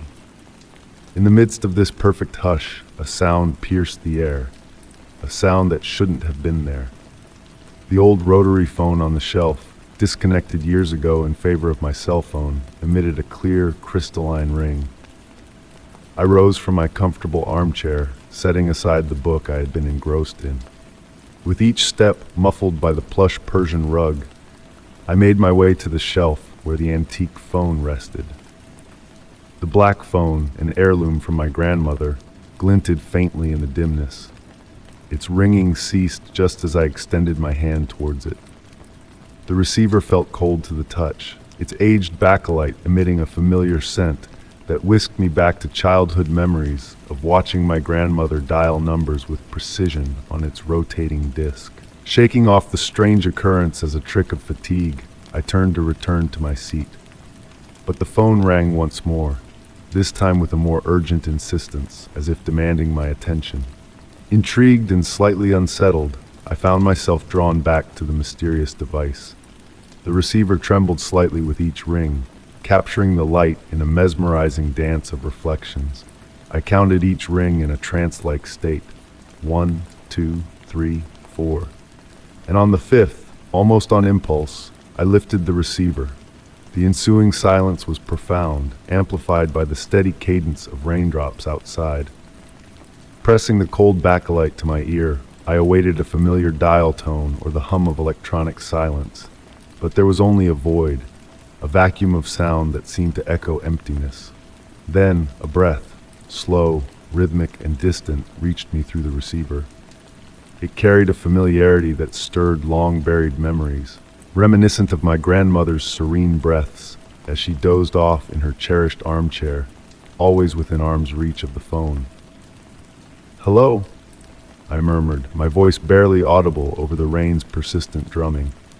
The breath on the other end seemed to pause, as if considering its response. Gradually, it transformed into a protracted sigh, heavy with a sorrowful weight that tugged at my heartstrings. Motionless, I listened intently, the receiver cradled against my ear. The breath now seemed to harmonize with the rain's rhythm, weaving a tapestry of peace and nostalgia around me. There was no fear, only a curious calmness that enveloped me like a familiar embrace.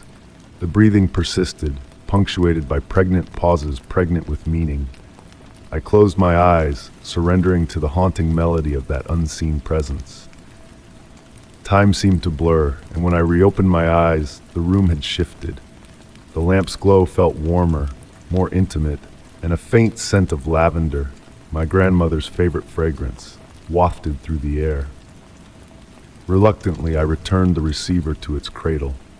The phone fell silent, yet it exuded a newfound sense of comfort, as if it had imparted a message that transcended words. Sinking back into my armchair, I gazed at the antique phone in a new light. The rain persisted outside, weaving a melody that intertwined with memories of days gone by. Since that enigmatic night, the phone has remained silent. But on rainy evenings, when the silence deepens, I catch a fleeting echo of a distant breath, a familiar sigh that traverses time. In those fleeting moments, a smile tugs at my lips, for I know that some connections defy the constraints of wires and circuits. Story 23, The Whispering Shadows. The first time I noticed the phenomenon was on a serene autumn evening.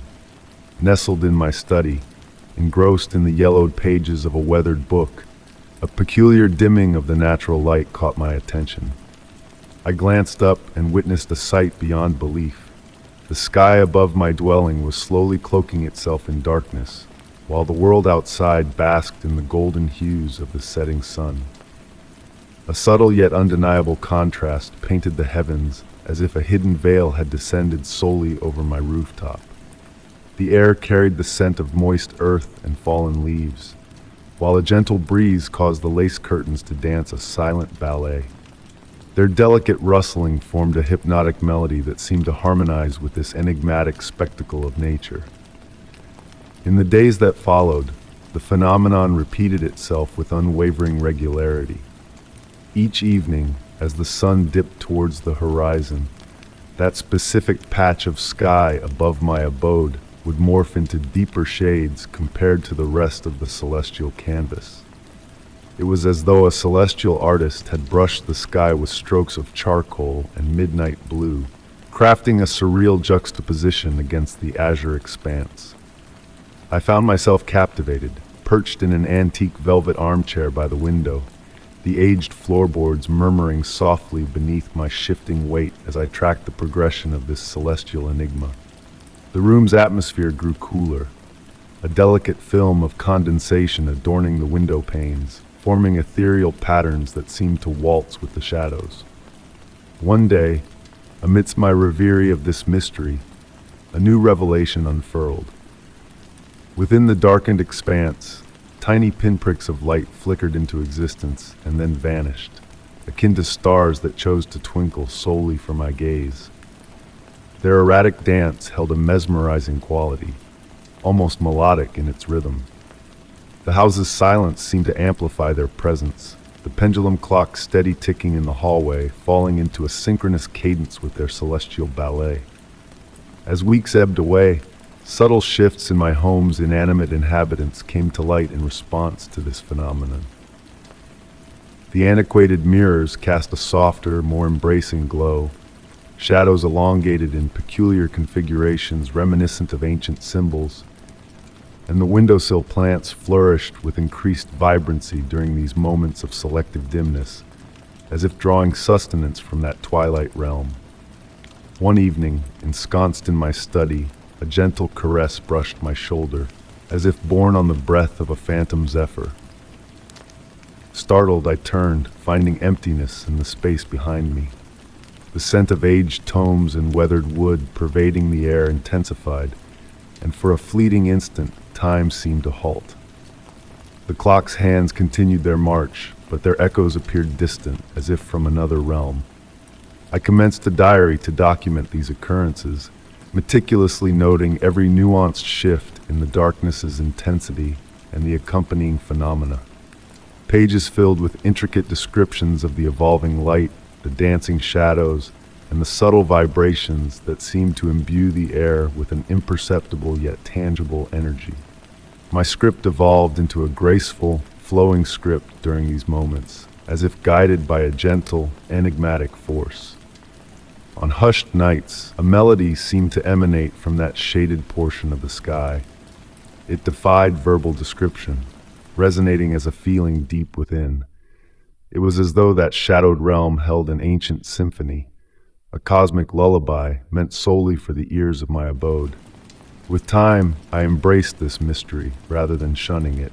My home had transformed into a gateway between the mundane and the profound, a sanctuary where twilight's gentle caress intertwined the ordinary and extraordinary. While the world outside pursued its daily rhythm, I found solace in the embrace of these soothing shadows, in the intricate play of light and darkness that unfolded solely for my eyes. Night after night, I remained perched by the window, watching the heavens darken solely above my dwelling, understanding that certain enigmas need not be unraveled but merely experienced. My home had become a haven of marvel, a realm where the realms of known and unknown, reality and reverie, intertwined in an eternal waltz of illumination and obscurity. Story 24, The Autumn Lamp.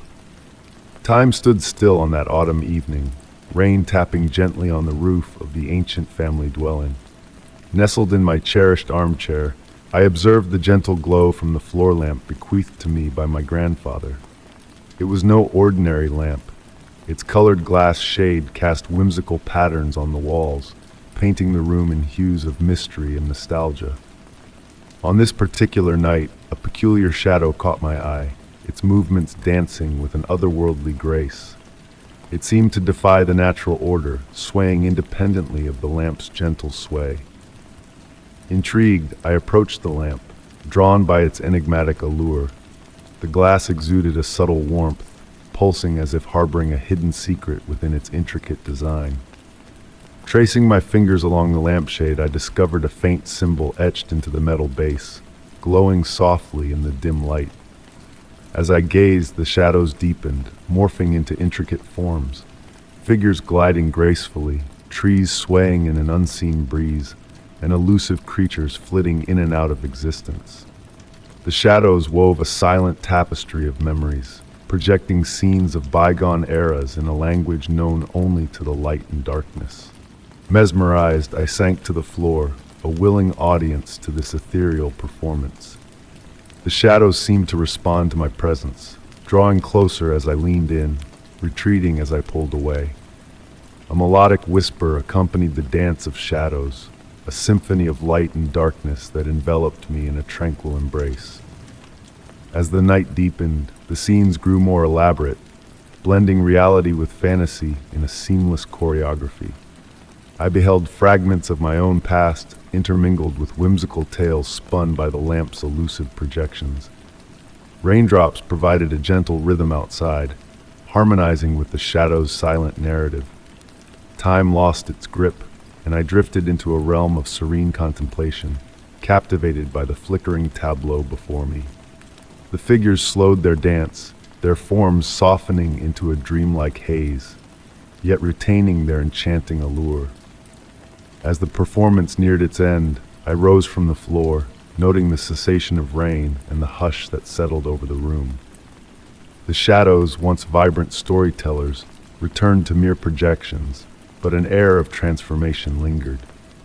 I understood then that the lamp held countless tales yet untold, waiting to be unveiled on tranquil nights like this. Reclining on the sofa, I allowed the lamp's soft radiance to guide me into slumber. In my fading wakefulness, a final shadow graced the wall, my grandfather's smiling figure, a silent reminder that some mysteries are meant to be savored, not unraveled. Story 25. In the quiet of the night, a thick blanket of fog enveloped the world outside, turning the streetlights into faint, twinkling stars. Nestled in my cherished armchair, I idly observed the intricate dance of shadows playing across the walls of my study, cast by the flickering flame of a solitary candle perched on a nearby table. The aged wooden floor exuded a comforting mustiness, a scent that only well-loved homes possess, while the gentle ticking of the pendulum clock filled the air with a rhythmic cadence. Amidst this tranquil scene, a peculiar sight captured my attention. Among the familiar shadows that swayed and shifted with the candle's flame, one shadow stood out. It moved with a deliberate purpose, distinct from the others. Initially, I dismissed it as a figment of my fatigued mind, a product of my long hours spent working in solitude. Closing the book in my lap, I rose from my seat to investigate further. The mysterious shadow, sensing my scrutiny, hesitantly retreated to a corner of the room. Drawing closer to the wall, I scrutinized the textured surface where the anomaly had appeared. While the play of light naturally created subtle shadows, this particular one possessed a solidity, a presence that defied the norm. Tentatively, I reached out to touch the wall at the spot where the shadow had seemed to linger. The surface felt unnaturally cold, sending a shiver down my spine. In the days that followed, I began to notice more peculiar occurrences. The shadow manifested at different times, always in moments of solitude, when the light was just dim enough to allow shadows to manifest. Whether in the hallway or the kitchen, its behavior remained enigmatic, almost shy in its movements. One evening, while engrossed in writing at my desk, I felt a subtle presence behind me. Turning slowly, I beheld the shadow, now cast upon the closed door of my study. This time, it did not shy away but held its ground, observing me with an intensity that unsettled yet intrigued me. It was then that I made a startling realization. The shadow had no tangible source. Unlike all other shadows, which are cast by objects or beings, this one existed independently, a spectral entity unto itself. In silent communion, I began to communicate with it through gestures and movements, a language understood only between us. It responded in kind, weaving intricate patterns on the wall that hinted at a language of its own, fleeting and ephemeral. As time passed, the shadow's presence became a familiar comfort, a silent companion in the stillness of the night. On sleepless nights, I found myself seeking its ethereal form, anticipating its graceful movements amidst the mundane shadows. It became a guardian of the nocturnal hours, a mysterious presence that defied explanation. Despite my research, consultations with experts, and delving into ancient texts, the true nature of the shadow eluded me. Was it a physical anomaly, a manifestation of residual energy, or something beyond comprehension? Sitting in my armchair now, penning these words, I watch as the shadow dances in the periphery of my vision, a constant enigma that has woven itself into the fabric of my existence. As the candle on the table nears its end, casting long shadows that soon dissipate into darkness, I know the shadow will fade away, only to reappear when a new light breathes life into its formless silhouette. And so, I wait in quiet anticipation, engaging in a wordless dialogue with a bodiless presence that has become an intrinsic part of my nightly ritual, a mysterious companion in the dance of shadows and light. Story 26. I always awaken enveloped in a peculiar heaviness, as if a leaden blanket drapes over me, pulling me into consciousness. The room surrounds me in a gentle, pearly light that emanates from no discernible source, casting the walls in an ever-shifting hue, elusive and enigmatic. The ceiling stretches far above, reaching into a velvety darkness reminiscent of a starless night sky, its depths unfathomable. The bed beneath me yields with a luxurious softness, its silk sheets whispering softly against my skin as I shift. A familiar, sweet fragrance lingers in the air, teasing my senses with elusive hints of lavender or vanilla, yet morphing with each attempt to grasp its essence. Time in this room ebbs and flows, a fluid and enigmatic current. Shadows dance languidly across the walls, their movements a hypnotic ballet of light and dark, while a subtle background hum lingers in the air, as though the room itself breathes in a slumberous rhythm. Rising from the bed, my bare feet sink into a plush carpet that cushions each step like walking on clouds. The room is sparsely adorned, housing only a dark wood desk, a plush burgundy armchair, and an oval mirror swathed in a gilded frame. Approaching the desk, my gaze falls upon an array of objects: a weathered leather-bound diary, a fountain pen dripping with midnight blue ink, and a steaming cup of tea exuding a delicate warmth. The diary's pages lay bare, yet beneath my touch, phantom words seem to stir on the paper, as though etched in invisible ink. The inviting armchair beckons, cradling me in its velvety embrace as if recently vacated. From this vantage point, a peculiar anomaly catches my eye. The wall before me seems to pulse gently, akin to the rhythmic rise and fall of a slumbering chest. Intrigued, I approach, only to find the surface solid and unyielding upon closer inspection. My quest for an exit persists, my hands tracing the walls in search of a concealed passage. Ghosting over every imperfection, every crevice, I seek out a door that remains elusive, slipping through my grasp like a fleeting dream. My gaze returns to the mirror, its surface shrouded in a hazy veil. Within the mist, my reflection warps and distorts, movements lagging as if hesitant to mirror my own. At times, when the fog momentarily lifts, a fleeting glimpse of another presence flickers within the glass, observing me with enigmatic intent. Time within this enigmatic space defies conventional measure, its cadence independent of the outside world. Moments stretch and contract, blurring into an indistinct continuum. I lose myself in the diary's empty pages, only to find that hours have slipped away unnoticed, shadows shifting as if in a dream. Reclining once more upon the bed, I gaze up at the infinite expanse of the ceiling, its vastness a cosmic void above me. The sheets envelop me in a tender embrace, their whispers a lullaby of comfort. The fragrance in the air intensifies, evoking memories of bygone scents. My grandmother's perfume, freshly baked cookies, the petrichor of summer rain. Closing my eyes, I surrender to the inevitable cycle, knowing that each awakening heralds a return to this enigmatic realm. The room cradles me in its embrace, a liminal space where dreams and reality intertwine, where time folds upon itself like a Mobius strip. Uncertainty lingers, a question unspoken. Am I dreaming the room, or is the room dreaming me? And as sleep claims me once more, a whisper of doubt lingers. Is escape truly sought, or has this surreal sanctuary become my chosen reality?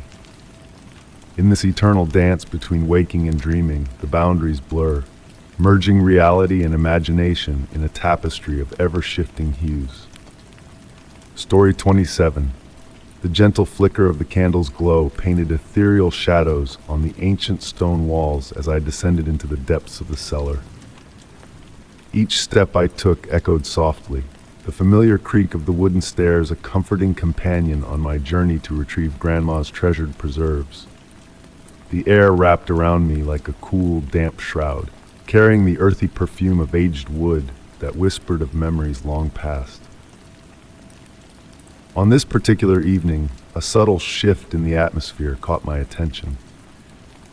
The candle flame danced erratically, defying the stillness of the air, while a fine layer of dust seemed to cloak every surface, despite my recent visit. The shadows elongated, reaching out towards the darkness that beckoned from the bottom of the stairs, a silent invitation into the unknown. Halting midway down the stairwell, a peculiar sensation gripped me. The wooden shelves, usually ending within sight, now appeared to stretch endlessly into the abyss. The feeble light of the candle failed to penetrate the depths, as if the corridor itself was expanding before my eyes.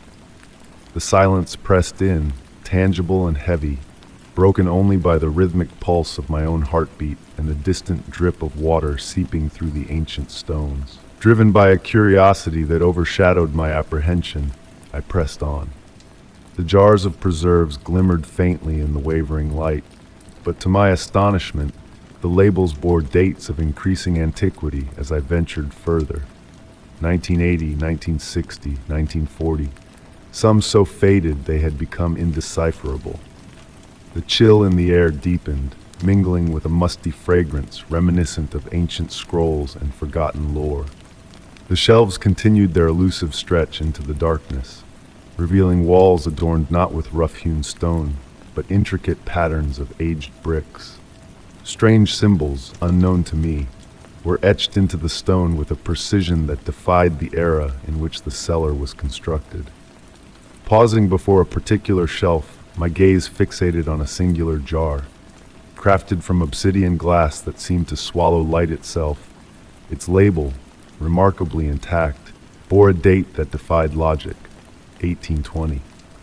Tremors coursed through my hands as I lifted the mysterious jar for closer inspection.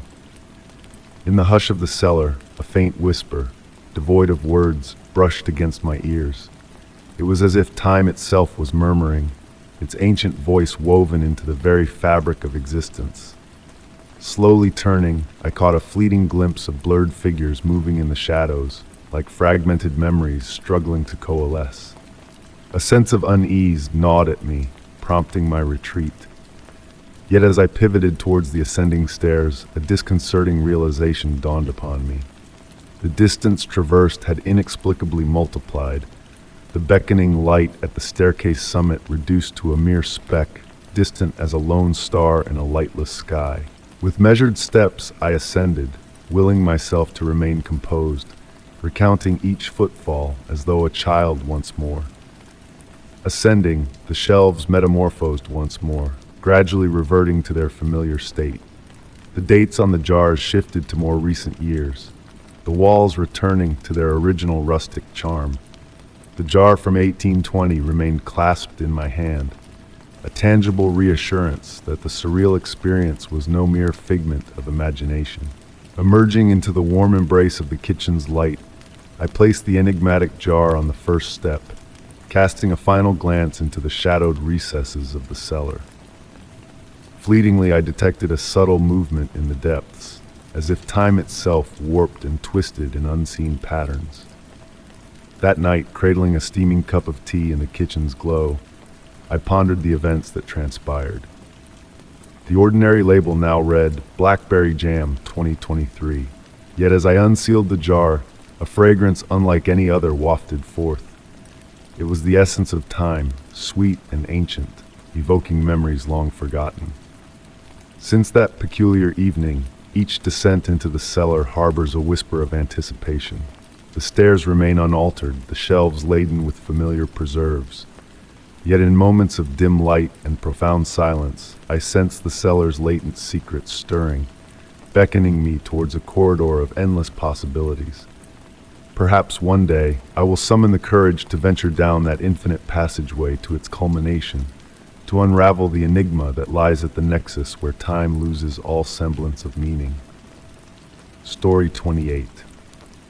The fall breeze whispered through the rustling leaves as I meandered along the rural road, the setting sun casting a canvas of orange and purple hues across the sky. The GPS had given up its guidance a few miles back, but I remained unperturbed. Familiar with these lands, or so I thought, I continued my journey. The dirt path snaked gently amidst hills adorned with barren vineyards, while the crisp air flowed in through the cracked window, carrying the earthy fragrance of wet soil and fallen foliage. In that fleeting moment, time seemed to stretch, allowing me to relish each passing second. Turning right at the weathered wooden sign, I stumbled upon an anomaly. This road did not align with my mental map of the region. Pausing to reorient myself, I noticed the elongating shadows, conjuring mystical shapes among the trees that bordered the route. The road beneath my tires was unusually well kept for an obscure countryside lane, lacking the usual blemishes and cracks, presenting a flawless stretch of asphalt that vanished into the dusk's embrace. Dead leaves pirouetted lazily in the air, as if caught in a languid dance where time moved at a leisurely pace. Proceeding cautiously, I observed the shifting landscape with a growing sense of intrigue. The trees flanking the road appeared ancient and twisted compared to their earlier counterparts, their canopies interlocking above like a natural archway filtering the dimming twilight. In the distance, faint lights flickered akin to out-of-season fireflies, gliding gracefully among the tree trunks, appearing and vanishing like fleeting memories. The silence enveloped me, broken only by the gentle hum of the engine and the whisper of leaves stirred by the wind. As I advanced, the road underwent a subtle transformation. The boundaries blurred, as if softened by an unseen hand. Shadows deepened, yet not in a foreboding manner. Rather, reality seemed to mellow, losing its sharp edges. Abruptly, a sight caught my eye. A weathered brass mailbox, so impeccably preserved it gleamed anew. Absent of any inscription, it bore an intricate engraving of a compass rose. A faint warmth seemed to emanate from the metal as I reached out to touch it, amidst the evening's coolness. The road continued to wind gently, revealing increasingly peculiar details. Small milestones at the edge emitted a soft, ethereal glow, as though infused with inner luminescence rather than painted on. The sky above donned an indescribable hue, a shade seemingly unique to this forgotten enclave. Stars began their evening dance, yet even they appeared different, as though observing a sky from another realm or era. After what felt like an eternity, or perhaps a fleeting moment, I arrived at a crest of a hill. The road opened into a circular clearing, adorned with ancient, meticulously laid stones. At its heart stood an aged wrought iron lamppost, casting a warm, inviting glow. Halting my vehicle, I stepped out into an unusually tranquil atmosphere, where time held its breath. Gazing towards the distant city lights I had departed, they seemed distant, as if veiled from this alternate reality. Surveying the scene, I noticed a metamorphosis in the road behind me. No longer the modern asphalt I had traversed moments prior, it now transformed into a path paved with age-old stones, marked by the passage of countless souls. Yet I was certain of the modern surface minutes ago. Retrieving the road map from the glove compartment, I scrutinized it under the lamppost's radiance.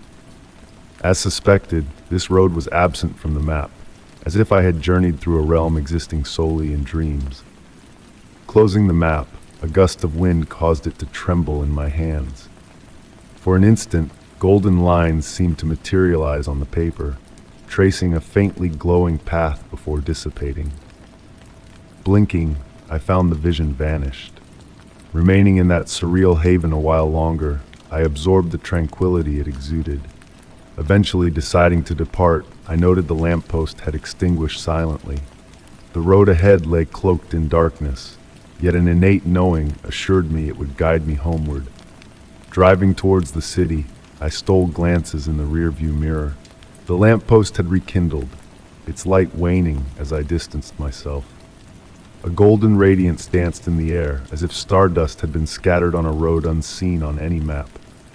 In the days that ensued, I endeavored to find that road once more, traversing the countryside for hours, exploring every fork and byway. Yet that peculiar road with its solitary lamppost and luminous stones had vanished, akin to a dream upon waking. The sole remnant of my voyage was a faint golden trace on my aged map, revealed only in a certain light, a clandestine secret awaiting rediscovery. Story 29. The autumn rain whispered against my office window, a gentle serenade as I immersed myself in my study. On nights like this, time itself seemed to slow down, cocooned in a symphony of raindrops that created a soothing, almost hypnotic rhythm. The soft glow of my desk lamp bathed the aged pages of historical manuscripts in a golden light, each document a piece of the city's past waiting to be cataloged. And then she appeared. A lone figure crossed the square below, sheltered beneath a scarlet umbrella that stood out like a vibrant brushstroke against the canvas of autumnal grays and browns. There was a peculiar grace to her movements, a melody in her steps that harmonized perfectly with the rain's steady cadence. Every evening, without fail, the woman with the red umbrella traversed the square, becoming a part of my nightly ritual, a moment tinged with intrigue. Her face remained veiled, obscured by the shadows of both the umbrella and the misty rain that accompanied her like a loyal companion. But one night, as she paused in the center of the square, a fleeting glance in my direction revealed a hint of a smile on her pale visage, illuminated by the dim streetlights. My heart quickened, only to settle as she resumed her journey and vanished into the mist. In the days that followed, subtle disturbances began to manifest. Water droplets appeared on the manuscripts I handled, as if touched by damp fingers. The scent of antique roses, delicate yet persistent, lingered in the study during the twilight hours, defying closed windows. And one evening, a forgotten relic surfaced on my desk, a black and white photograph depicting the square 5 decades prior, a solitary figure with a red umbrella amidst the crowd, the sole splash of color in a monochrome world.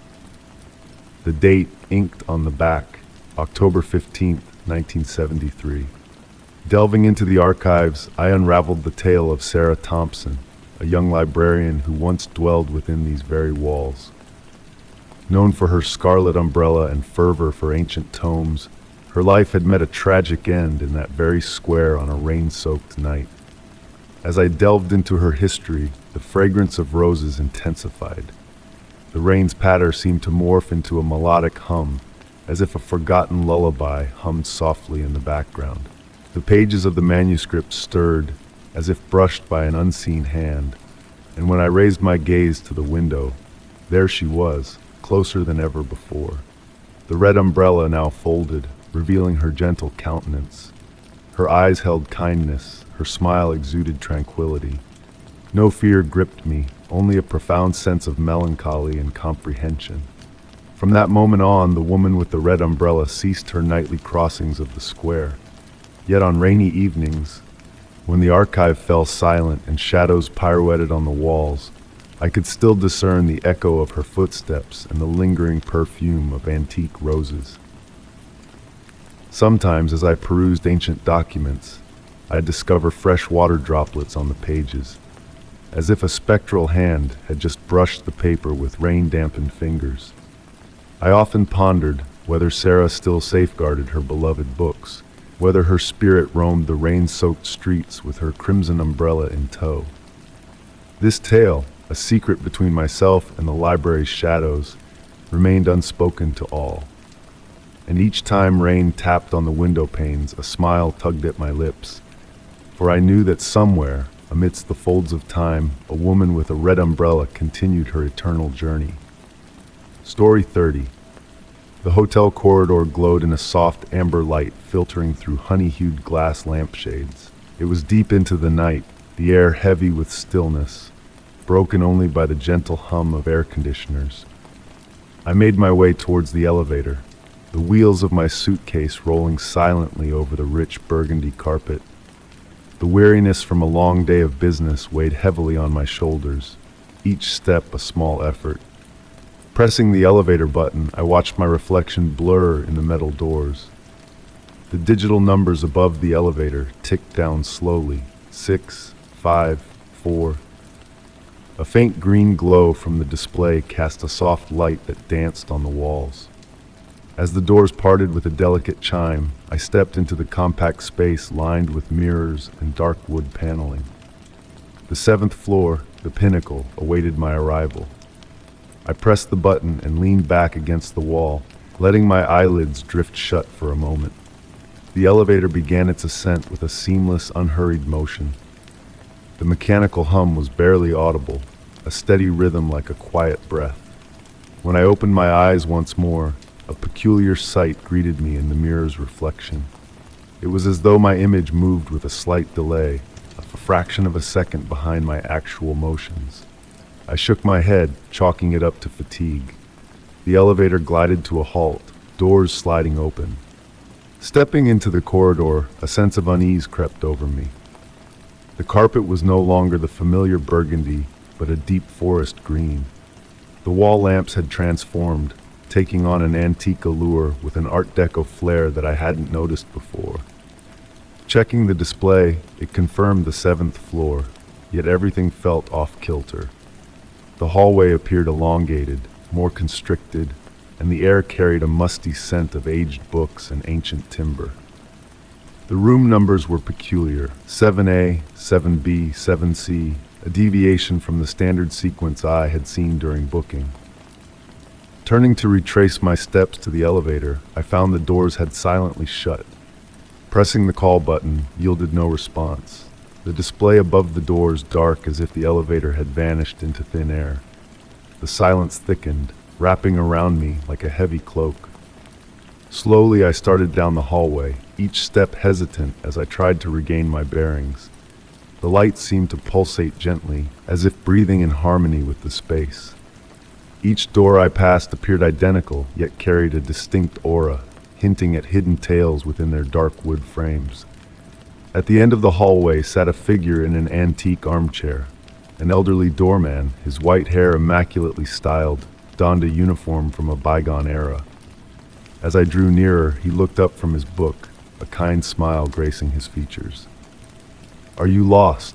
His voice, calm and familiar, held a touch of knowing. "I believe I am," I replied. "I thought I was headed to the 7th floor, but this is indeed the 7th floor," he interjected with a mysterious smile. "Just not the one you had in mind. You see, this elevator possesses a quirk. It often guides weary travelers to where they truly need to be, not necessarily where they expect." Taking in the surroundings more attentively, I noticed intricate details previously overlooked. The golden-framed photographs on the walls portrayed smiling faces in vintage attire, and the clock on the wall ticked backwards, defying conventional time. "Fear not," the doorman continued, gently closing his book. "The elevator shall return in due course. In the meantime, why not rest? Time is but a fleeting concept here." I settled into the armchair beside him, feeling the weight of exhaustion begin to lift. The silence no longer felt oppressive, but rather comforting, like a familiar embrace. The doorman resumed his reading, and I found myself entranced by the shadows playing across the walls, weaving mesmerizing patterns. Time seemed to lose its grip, slipping through my fingers like grains of sand. The backward ticking of the clock created a soothing melody, a lullaby lulling me into a peaceful trance. At some indiscernible point, the familiar chime of the elevator resonated through the corridor. "Ah," the doorman spoke without glancing up from his book. "I believe it is time for you to return to your intended destination." Rising to my feet, a strange sense of rejuvenation filled me. Stepping towards the elevator, I turned to express my gratitude to the doorman, only to find the armchair vacant. The book he had been reading lay atop the armrest, its weathered leather cover gleaming faintly in the ambient light. The elevator doors glided open soundlessly. Stepping inside, the journey this time was brief and uneventful. Exiting onto the familiar corridor with its burgundy carpet and modern fixtures, I made my way to my room and unlocked the door. Pausing before entering, I cast a final glance towards the elevator. The digital display momentarily flickered, showing not a number but a symbol unknown to me, before reverting to the mundane 7. Since that peculiar night, every elevator ride in a hotel has held a hint of mystery. I find myself pondering if each ascent will lead me where I desire or where I truly need to be. And on the quietest of nights, a faint rustling of pages echoes in my mind, a reminder of a hallway that exists between floors, a realm of transition and transformation, where the ordinary meets the extraordinary in whispers of forgotten tales. Story 31. The night whispered its secrets, a symphony of gentle sounds mingling with the soothing rhythm of rain tapping on the roof. Stirred from slumber, a common occurrence of late, I awoke to an unfamiliar presence. On the bedside table, bathed in the soft glow of moonlight seeping through the curtains, lay an ancient brass key, its intricate design catching my eye. A sense of recognition washed over me, though I couldn't recall ever encountering it before. Yet, it exuded a sense of belonging, as though it had always been intertwined with the tapestry of my life. Running my fingers over the key, a chill coursed through me from its cold, weighty form. Despite its modest size, it carried a heaviness that belied its appearance, the metal bearing the aged patina of time's touch. Its design was unlike any key I had seen, lacking the jagged teeth of modern counterparts or the ornate grooves of antiquity. Instead, its surface was smooth, worn by the passage of centuries, yet the intricate decorations remained sharp, floral patterns interwoven with symbols reminiscent of a forgotten language. Compelled by an inexplicable urge, I rose from the bed, drawn to explore the enigma before me. The house felt transformed in the night, shadows playing tricks on familiar spaces. Following the faint bluish aura emitted by the key, I traversed the wooden floors, each step accompanied by the hushed whispers of the night. A scent of old wood and yellowed paper lingered in the air, guiding me through the dimly lit rooms. Approaching various doors, I instinctively brought the key near, sensing a subtle vibration tingling through my fingertips as though it sought something unseen. It wasn't until I reached my study that a change occurred. The antique bookcase handed down from my grandfather seemed to resonate with the key's presence, its glow intensifying as I drew near. Books cast dancing shadows in the flickering light, the room pulsating with an unseen energy.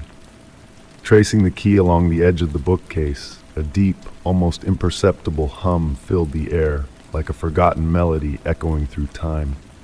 The key vibrated fervently, the wood responding with a tremor under my touch. Though no lock was visible, a connection had been forged. Time seemed to halt, the atmosphere thick with an ancient aura, shadows stirring as if acknowledging my presence. The key's glow pulsed with a steady cadence, revealing hidden patterns within the bookcase's wood, unseen until that moment. Driven by an unexplainable instinct, I pressed the key against the central panel, eliciting a sigh-like sound as the wood seemed to come alive. Its surface undulated like disturbed water, fleeting glimpses of faces and places from a distant past flickering in the polished reflection. Morning's light found me seated at my desk, the key clenched in my hand. The dawn dissipated the lingering shadows, yet the essence of the night's encounter remained. The bookcase stood stoic, unchanged, yet somehow transformed. In the ensuing days, I observed the key, its glow faded, but its weight ever present. On quiet nights, a deep vibration seemed to emanate from the bookcase, a silent beckoning that tugged at my curiosity. Residing now in a drawer of my writing desk, swathed in black velvet, the key's siren call occasionally stirs in the depths of night. I ponder if it was I who discovered the key, or if, in fact, it had found me. What other mysteries lie hidden within a key without a lock, I wonder, and if some doors are best left unopened, even when the key beckons. Story 32. The night carried a unique essence, a hint of autumn seeping into your very being, whispering promises of endless nights. Nestled in the cozy armchair of my study, I savored the gentle caress of the wind outside, its soft touch on the leaves orchestrating a soothing symphony. Amidst this tranquil moment, a faint noise stirred from the depths of the basement, a subtle rustling, akin to the whisper of aged parchment. Initially dismissing it as the routine settling of the house, those familiar nocturnal murmurs every abode utters, I rose, driven more by intrigue than alarm. Bathed in the warm glow of the desk lamp, casting a halo of golden light, I ventured towards the basement door. The wooden steps beneath my feet murmured softly, as if sharing ancient secrets as I descended. The air grew cooler with each step, carrying a scent of damp earth and forgotten tomes. In the basement, shadows pirouetted on the walls to the flickering beat of the light bulb. The room, a familiar haven of neatly stacked boxes and shrouded furniture resembling slumbering phantoms, held an unfamiliar aura that night. A detail seized my attention, one previously unnoticed. In the remote corner where light struggled to penetrate stood a door. Simple in its design, crafted from dark wood devoid of embellishments, it beckoned my gaze. Oddly, I had no recollection of ever beholding it, despite countless hours spent organizing my belongings in that very space. The brass handle gleamed as if freshly polished, drawing me closer. Each step closer resonated with the pulse of the chilled floor, as if alive beneath my feet. As my fingers grazed the weathered wood, its ancient texture evoked a sense of history. The door seemed to resonate under my touch, as if sentient to my presence. Silence thickened in the basement, interrupted only by the echo of my own heartbeat. Tentatively, I grasped the handle, surprised by its warmth amidst the surrounding cold. With a smooth turn, the door yielded without a sound, revealing a wondrous sight, not a wall or another room, but a delicate silvery mist swaying gently, as if stirred by an unseen zephyr. The mist exuded a soft, hypnotic light, not menacing but alluring, akin to a fading dream upon waking. Within its embrace, a distant melody played, ethereal and enchanting. The air carried a familiar sweetness, reminiscent of spring blooms or freshly brewed tea. Standing at the threshold, torn between curiosity and caution, I watched as the mist weaved elusive shapes that dissolved before my eyes. Familiar faces, unseen landscapes flickered in and out of view, as if peering through a veil separating reality from the enigmatic unknown. Retreating cautiously, I closed the door gently. The click of the lock broke the enchantment, ushering back the familiar sounds of the house. The clock's cadence from upstairs, the rustle of wind in the trees, a distant dog's bark in the sleepy neighborhood. Ascending the stairs slowly, I carried with me the sense of a remarkable discovery. In the days that followed, returning to the basement, the door had vanished, replaced by an impassable brick wall. Yet on the quietest nights, suspended between wakefulness and slumber, the echo of that distant melody lingers, prompting thoughts of the elusive door, hidden somewhere, awaiting rediscovery by another soul. Certain doors, I learned, unveil themselves only at specific moments, when time and space intertwine in unfathomable ways. Perhaps some mysteries are best left unsolved, their allure preserved like fleeting dreams, brushing against reality before dissolving into the silver mist of memory. Story 33. The night was cloaked in silence, broken only by the rhythmic symphony of the train wheels on the tracks. I found myself in the final carriage, enveloped in a soft, dim light that gently illuminated my surroundings. The air held a comforting warmth, and the steady movement of the train cast a hypnotic spell over me. Peering through the window, I watched as the fog outside swirled lazily, morphing into fleeting shapes that vanished into the darkness. In that quiet space, I believed myself to be the sole occupant of the carriage, though appearances can often deceive. My reflection in the window melded seamlessly with the night beyond, conjuring the illusion of an unseen presence observing me from the shadows. The soothing cadence of the rails whispered a mechanical lullaby, beckoning me towards slumber. It was in that moment of drowsy tranquility that I detected an anomaly in my reflection. A shadow loomed behind me, a figure seated a few rows away. I racked my memory but could not recall anyone boarding the train, yet there they were, a silent companion in the dimness. The train pressed on through the night, its wheels spinning tales of ancient lore in hushed tones. I turned cautiously, careful not to alert the mysterious figure to my scrutiny. The carriage basked in an amber glow, casting elongated shadows across the vacant seats. The enigmatic presence I had glimpsed sat immobile, cloaked in darkness and shielded by a broad-brimmed hat that concealed their features. Time seemed to elongate as I studied the silent interloper, the air thickening with whispers of bygone memories not my own. The passenger remained still, a silent sentinel fused with the essence of the train itself. Bracing myself, I rose, feigning a trip to the restroom at the rear of the carriage. Drawing closer, I noted that the figure's coat absorbed light rather than reflecting it, shrouded in an eerie chill that carried hints of lavender and aged tomes. Passing by their seat, a surreal pause gripped me, the distant clatter of the wheels fading into a far-off realm. A disquieting realization dawned upon me. The darkened form beneath the coat did not stir, no telltale sign of breath disrupting the silence. Reaching the end of the carriage, I hesitated, torn between advancing to the next compartment or retracing my steps. The corridor stretched endlessly, hypnotic patterns dancing beneath the dim illumination. When I glanced back, the seat once occupied by the enigmatic passenger sat vacant. In its place lay an ancient train ticket, its edges yellowed with the passage of time. Trembling, I retrieved the ticket, its date marking a half-century past, on that very day. Still warm to the touch, it seemed as though it had been held mere moments before. Returning to my seat, I clutched the ticket, watching as the train journeyed through the night, the rhythmic melody of the wheels a reassuring constant. Beyond the window, the fog thickened, and in its midst, spectral figures seemed to walk alongside the train, companions on its nocturnal voyage.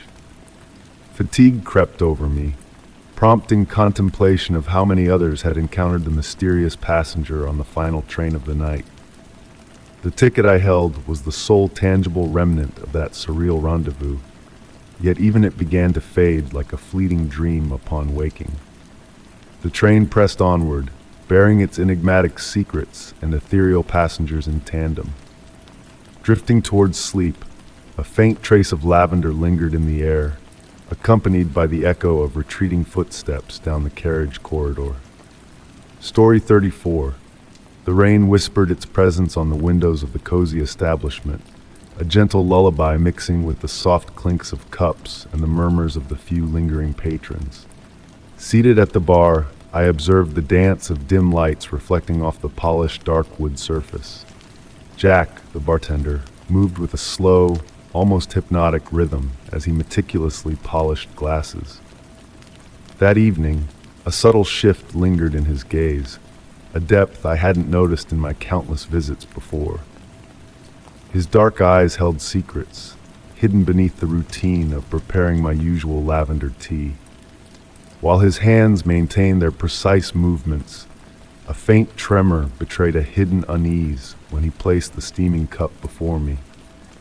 The delicate fragrance of lavender mingled in the air with the rich aroma of coffee and the earthy scent of aged wood that embraced the space. Jack's attention flitted towards a solitary figure seated in the farthest corner of the bar, still as a statue, blending into the shadows.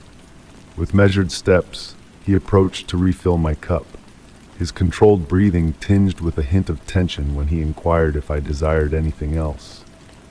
At that moment, a disquieting detail caught my eye. A small, barely discernible reddish stain marred the cuff of his typically pristine white shirt, illuminated faintly by the dim ambiance of the place. The hours drifted by languidly, accompanied by the steady patter of rain that painted a soothing cadence. Patrons bid their farewells one by one, leaving behind vacant seats and forgotten cups. Only the enigmatic figure in the corner lingered, a silent presence amidst the growing emptiness, as if waiting for a signal, for someone. As the night aged, Jack meticulously arranged the counter, a meticulousness bordering on obsession, evident in the alignment of bottles and the polishing of already spotless surfaces. His movements betrayed a mounting restlessness, mirrored by the relentless ticking of the pendulum clock that carved the night into fragments of time. Another detail caught my attention. Nestled among the bottles under the counter, a weathered notebook with faded pages peeked out. My gaze drifted over the tiny, precise handwriting that meticulously chronicled names, dates, and places in orderly succession. Yet it was the final pages that intrigued me, adorned with cryptic annotations, nonsensical numbers, and intricate symbols etched with precision. A shuffle of footsteps drew my eyes upward. The mysterious figure had finally stirred from their secluded haven and was gliding towards the exit. A silent exchange of looks between them, and Jack crackled with unspoken tension, a moment pregnant with mystery. A subtle nod passed between them before the stranger vanished into the night, veiled by rain. Jack returned to his duties, but a subtle shift had settled in his demeanor. His once steady hands trembled imperceptibly as he stowed away the glasses, his gaze adrift in a sea of distant contemplation, as if grappling with forgotten memories or elusive truths. As I readied to depart, Jack halted me with a gentle gesture. In a hushed tone, he confessed, "There are tales that only a bartender witnesses, secrets that should remain veiled within the hush of these walls. Yet the burden of these hidden truths grows heavy with time." He paused, the flickering lamplight casting dancing shadows across his weary countenance. The notebook, a silent sentinel of untold narratives, lay partly obscured among the bottles.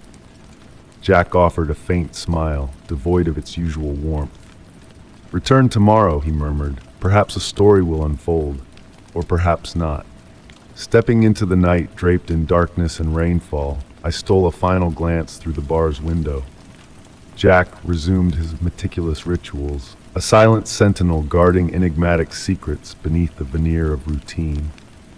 With each step away, the glow of the establishment dimmed, surrendering to the shroud of obscurity that veiled the mysteries harbored within its walls. I pondered the countless untold stories concealed behind bar counters, the silent custodians like Jack safeguarding burdens too weighty to unveil. Yet the enigma remained unsolved, swallowed by the melodic descent of rain in the starless night, a reassuring symphony of mysteries left to linger in the silent embrace of the darkness. Story 35. The gentle breeze whispered through the evening, carrying the delicate fragrance of night blooms from the garden. Nestled in my beloved armchair, I found myself entranced by the flickering shadows that danced upon the walls of the living room, cast by the soft glow of a lone candle. Beside me, on the small table, rested my trusty old Polaroid camera, a cherished heirloom from my grandmother. Though it had been years since I last used it, a mysterious pull urged me to reach for it that night. The familiar weight of the camera brought a sense of solace as I held it in the dim light, my fingers instinctively gravitating towards the shutter button, a motion repeated countless times in the past. Without hesitation, I aimed the lens towards the darkest corner of the room and clicked. The flash briefly illuminated the space, followed by the mechanical whirring of the photograph materializing slowly. With bated breath, I awaited the image to unfold, watching as colors emerged on the blank canvas. And then a peculiar sight caught my eye. In the corner of the photograph, an ethereal figure materialized, its form vague and ghostly, akin to wisps of smoke coalescing into a human-like shape. My initial impulse was to glance towards the corner I had captured, yet there was nothing but emptiness. Intrigued, I decided to take another shot in the same direction. This time, the figure that emerged was more defined, seemingly drawing closer to the lens. A faint outline of a face was discernible, though its features remained obscured and hazy. A gentle shiver traversed my spine, not born of fear, but rather a curious reverence. Compelled by an unseen force, I continued to capture photo after photo as if under a hypnotic spell. In each subsequent image, the figure inched nearer, gradually sharpening into focus. It was as though it utilized the photographs as a conduit to materialize, each snapshot granting it more substance in our realm. The indistinct contours began to take shape, unveiling what seemed to be a vintage attire reminiscent of the 1940s. The room descended into a profound silence, the air thick with an unseen presence that I could keenly sense. The atmosphere grew chillier, the candle flame flickering without a hint of a draft. Proceeding with a measured pace, I savored each moment of this eerie, wordless exchange. In the final photo of that evening, the figure loomed so close that it almost filled the entire frame. A gentle smile graced the woman's visage. Her eyes appeared to meet mine through the glossy sheen of the Polaroid. There was a striking familiarity in that countenance, stirring dormant memories from my youth. It was only when I rose to retrieve an ancient photo album that I noticed a slight tremor in my hands. Leafing through the faded pages, I stumbled upon the revelation I sought. A vintage photograph of my grandmother as a young woman, captured with the very same Polaroid. The smile mirrored precisely, the same one immortalized in the last picture. Arranging the photographs from that peculiar evening on the table, I arranged them in a chronological sequence. Gazing at the collection as a whole, they wove a silent tale of a bridge spanning two realms, forged through the lens of an antique camera. I refrained from attempting to recreate the enigmatic encounter, and the Polaroid found its place back on the shelf. Even now, on tranquil evenings suffused with the golden hues of twilight, I sit in my armchair studying those photographs. At times, it appears as though the smile in the image shifts ever so slightly, as if my grandmother endeavors to convey a message. In those fleeting moments, the boundary between memory and reality thins to a fragile veil, akin to the surface of a freshly developed Polaroid. Story 36. The night had enveloped the house in a cloak of profound quiet, broken only by the soft drumming of rain on the window panes. Nestled in my cherished armchair, I observed the shadows waltzing across the walls, in perfect harmony with the flickering firelight. The cozy warmth enveloped me like a snug quilt, while the fragrance of burning wood intertwined with the soothing scent of vanilla tea cradled in my hands. In that moment of utter tranquility, a peculiar sight caught my eye in my niece's toy room, peeking through the slightly open door. An ancient porcelain music box, a treasure from Grandma, seemed to exude a faint bluish radiance, a glow I had never noticed before. Slowly, I stood up from the armchair, placing the teacup on the wooden side table. My steps on the floor created a gentle creak that mingled with the rain's rhythm, crafting an almost hypnotic melody. Drawing closer to the door, the glow intensified yet retained its gentle allure, akin to moonbeams caressing placid waters. The toy room served as a haven of memories and enchantment. Weathered wooden shelves cradled porcelain dolls in Victorian attire, vibrant toy trains, and plush creatures with friendly faces. The music box held a prominent spot on the central shelf, encircled by tiny crystals my niece had collected during her garden strolls. The porcelain ballerina adorning the music box, typically frozen in an eternal pose, swayed ever so slightly, as if touched by an unseen breeze. Moving nearer, I noticed the room's temperature was notably cooler than the rest of the house. My breath materialized in wisps in the air, while the crystals around the music box seemed to react to its light, casting miniature rainbows on the walls. The ballerina continued her subtle movements, and a faint melody, reminiscent of a musical whisper from a bygone era, reached my ears. I extended my hand toward the music box, and in that instant, the blue light pulsed softly. The other dolls on the shelf seemed to have turned their heads toward me, but when I blinked, they were back in their original positions. The melody grew more distinct. It was Grandma's lullaby, a tune I had believed faded from memory. The music box began to rotate on its own, unhurriedly. The ballerina danced with an unearthly grace, her motions fluid like a true dancer's. The crystals now cast intricate patterns on the ceiling, weaving designs that appeared to narrate tales of eras long past. The room filled with a palpable weight of memories, as if time had condensed around that small enchanted object. I stood transfixed, entranced by the spectacle unfolding before me. The music from the music box melded with the rain's song, creating a symphony that spoke of longing and concealed truths. The shadows in the room seemed to sway to the music's cadence, and for a fleeting moment, I sensed I was not alone in bearing witness to this private exhibition. Gradually, the melody began to fade, slipping away like a vanishing dream. The blue light of the music box dwindled to a faint shimmer, and the ballerina's dance slowed until she came to a halt. Silence reclaimed the room, but it was a different silence, laden with significance and enigma. Returning to my armchair, I lifted my now tepid tea. Watching the final embers in the fireplace, I pondered Grandma and her affinity for objects imbued with tales. I mused if she had ever encountered something akin, if the music box had always possessed that magic, or if it was a special gift reserved for specific moments and select observers. Since that night, whenever I pass by the toy room, my gaze drifts to the music box. At times I catch a fleeting glimpse of a blue glow or hear the initial notes of that forgotten lullaby. Yet perhaps it is merely memories pirouetting in my mind, akin to that porcelain ballerina on that rainy eve. Story 37. The night unfolded with a hushed grace as snowflakes drifted down from the velvet sky, cloaking the world in a soft embrace. Within the quiet halls of the ancient museum, I, a solitary night watchman, wandered through the dimly lit corridors, accompanied only by the gentle creaking of weathered wooden floors and the distant hum of the heating system.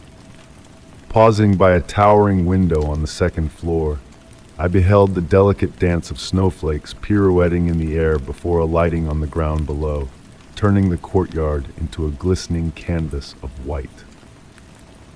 Amid this ethereal scene, a peculiar sight captured my attention. A figure moving among the skeletal trees in the inner courtyard.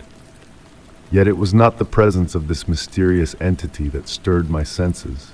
Rather, it was the absence of any trace it left upon the freshly fallen snow. Intrigued, I made my way to the surveillance room, where a multitude of screens bathed the space in an eerie blue light. Casting my gaze over the monitors, I searched for a glimpse of the enigmatic figure once more, only to find a distorted, blurry image on one screen, as if a veil obscured its true form. Driven by a mixture of curiosity and trepidation, I descended the stairs to the ground floor, the silence of the museum enveloping me like a heavy cloak. Each footstep echoed through the empty galleries, reverberating off the glass cases that housed ancient relics of bygone eras. A palpable tension hung in the air, foretelling the arrival of the inexplicable. Through the glass doors leading to the courtyard, I observed the snowfall persisting in its gentle descent, a silent witness to the unfolding mystery. And there, amidst the falling flakes, the figure materialized once more, a shadowy silhouette moving with an otherworldly fluidity, devoid of any audible footfalls upon the snow-covered ground. Gripped by a mixture of fear and fascination, I brandished my flashlight, its beam passing through the figure like a specter, casting eerie reflections on the pristine snow. As the figure turned towards me, its features blurred and indistinct, as though woven from the same nebulous fabric as its form. With a trembling hand, I reached for the door leading to the courtyard, the cold glass a stark reminder of the reality before me. The figure advanced, its approach heralded by a drop in temperature that chilled me to the core, frost forming on the glass as if to seal our fateful encounter. Within its wake, reality itself seemed to warp and distort, as if the figure's presence defied the laws of nature. Leaves hung suspended in mid-air, the world around it bending to accommodate its enigmatic existence. Standing mere steps away, the figure exuded a sense of familiarity that defied logic, a connection that transcended time and reason. Raising a hand towards the glass, the figure seemed to offer a silent greeting, the frost tracing intricate patterns as if inscribing a cryptic message in a forgotten tongue. Straining to decipher the ethereal symbols, a distant tolling of bells momentarily broke my concentration. And in that fleeting moment, when my gaze returned, the figure had vanished, leaving behind a courtyard devoid of any trace of its presence.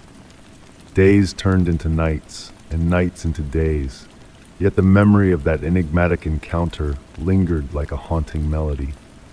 Revisiting the surveillance footage yielded no answers, only the sight of falling snow in the empty courtyard.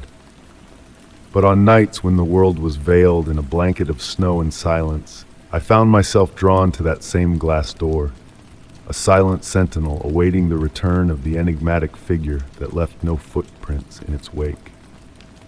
In those quiet moments, when the moonlight cast a spectral glow and the snow whispered secrets to the night, I fancied I glimpsed a shapeless form flitting among the flakes, a transient visitor from realms beyond our understanding. And as I pondered the mysteries that elude our grasp, I realized that some truths leave no visible traces, much like the enigmatic figure that graced the pristine snow with its enigmatic presence. Story 38. I awoke to the gentle, rhythmic ticking of a pendulum, its sound weaving through the darkness like a lullaby for the lost. Each tick echoed in the stillness, a mechanical heartbeat guiding me through this enigmatic realm. Slowly, my eyelids lifted, revealing a room veiled in the soft glow of twilight. Everything around me was unfamiliar, a mystery waiting to be unraveled. I found myself reclined on a plush burgundy velvet couch, its fabric worn by time but still embracing me with a comforting touch. The air carried a medley of scents, aged wood, dried flowers, and a subtle essence that eluded recognition. Faint light filtered through heavy brocade curtains, casting ethereal patterns on the faded Victorian wallpaper that adorned the room. As my eyes adjusted to the dimness, I began to discern the intricate details of my surroundings. Dark antique furniture stood stoically in the corners, silent witnesses to the passage of time. A towering bookshelf dominated one wall, its leather-bound volumes exuding a sense of untouched history. On a small table nearby, a delicate porcelain teacup cradled steaming liquid, beckoning me with its warmth. With aching muscles, as though I had slumbered for an eternity, I rose from the couch. Each step on the Persian rug was a whisper in the silence as I made my way to the window. Drawing back the curtains, I peered outside to a misty garden where shadows of trees and bushes swayed in a tranquil dance. My reflection in the glass revealed an unsettling truth. I was adorned in attire that did not belong to me. A linen shirt, a brocade vest, and velvet trousers draped my form, tailored to perfection yet belonging to a bygone era. A flicker of movement at the edge of my vision drew my gaze inward. Despite the stillness, the pendulum's metronomic pulse reverberated through the room, a constant reminder of the elusive nature of time. Curiosity tugging at my senses, I resolved to explore beyond the confines of the room. The door protested with a soft creak as it swung open, unveiling a dimly lit corridor stretching into the unknown. Portraits of unfamiliar faces lined the walls, their eyes seeming to follow my every step with silent scrutiny. The aged floorboards groaned beneath my weight, amplifying the hush that enveloped me. Ascending a chilling staircase, I felt a sense of déjà vu as my hand trailed along the cold banister, a sensation of familiarity intertwined with the unknown. At the top of the stairs, a series of closed doors stood sentinel along the hallway, each bearing a brass nameplate adorned with inscriptions obscured by shadows. It was then that I heard it, the delicate strains of a piano, a melody so fragile it could have been a figment of my imagination. The music beckoned from the last room, drawing me closer with its haunting beauty. Pushing open the final door, I was met with an empty space save for a grand piano draped in a ghostly white sheet. The melody lingered in the air, a phantom echo of a pianist unseen. With trembling hands I unveiled the instrument, revealing a yellowed photograph resting on the ivory keys. Bathed in the dying light of day, the image depicted the same room, but frozen in a time long past. And there, seated at the piano, was a figure that mirrored my own reflection, dressed in the same antiquated garments that now adorned me. Descending back to the lower floor, a strange calm settled over me, embracing the surreal with a sense of acceptance. The pendulum's ticking persisted, its cadence melding with the rhythm of my own heartbeat. Returning to the velvet couch, I found the teacup still emitting a gentle warmth, a beacon of familiarity in a sea of uncertainty. Gazing into the amber liquid, a realization dawned upon me. I had never truly awakened, or perhaps I had entered a dream woven by another's subconscious long ago. The pendulum's steady pulse marked a time that may have never existed, in a house that seemed to hold secrets beyond my comprehension. Sipping the tea, its taste a balm to my unsettled soul, I watched as the fog outside enveloped the garden, blurring the lines between reality and reverie. In this enigmatic abode that felt both alien and intimate, I knew I had found a home in a dream, not entirely my own.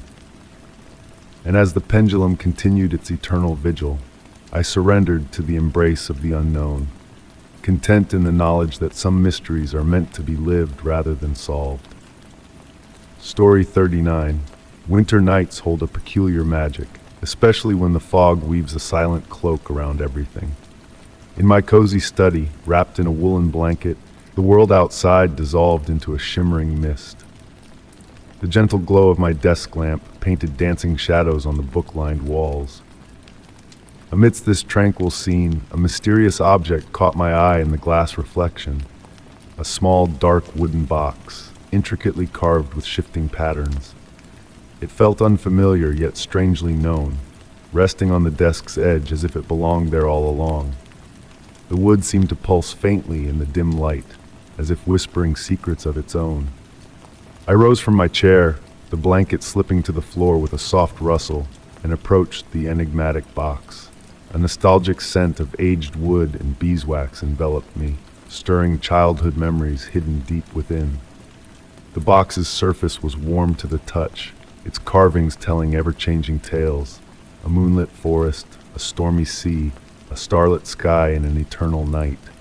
Sitting closer to the lamp, I scrutinized every detail, realizing with a shiver that this box had visited my dreams, morphing in various settings, yet retaining its aura of mystery.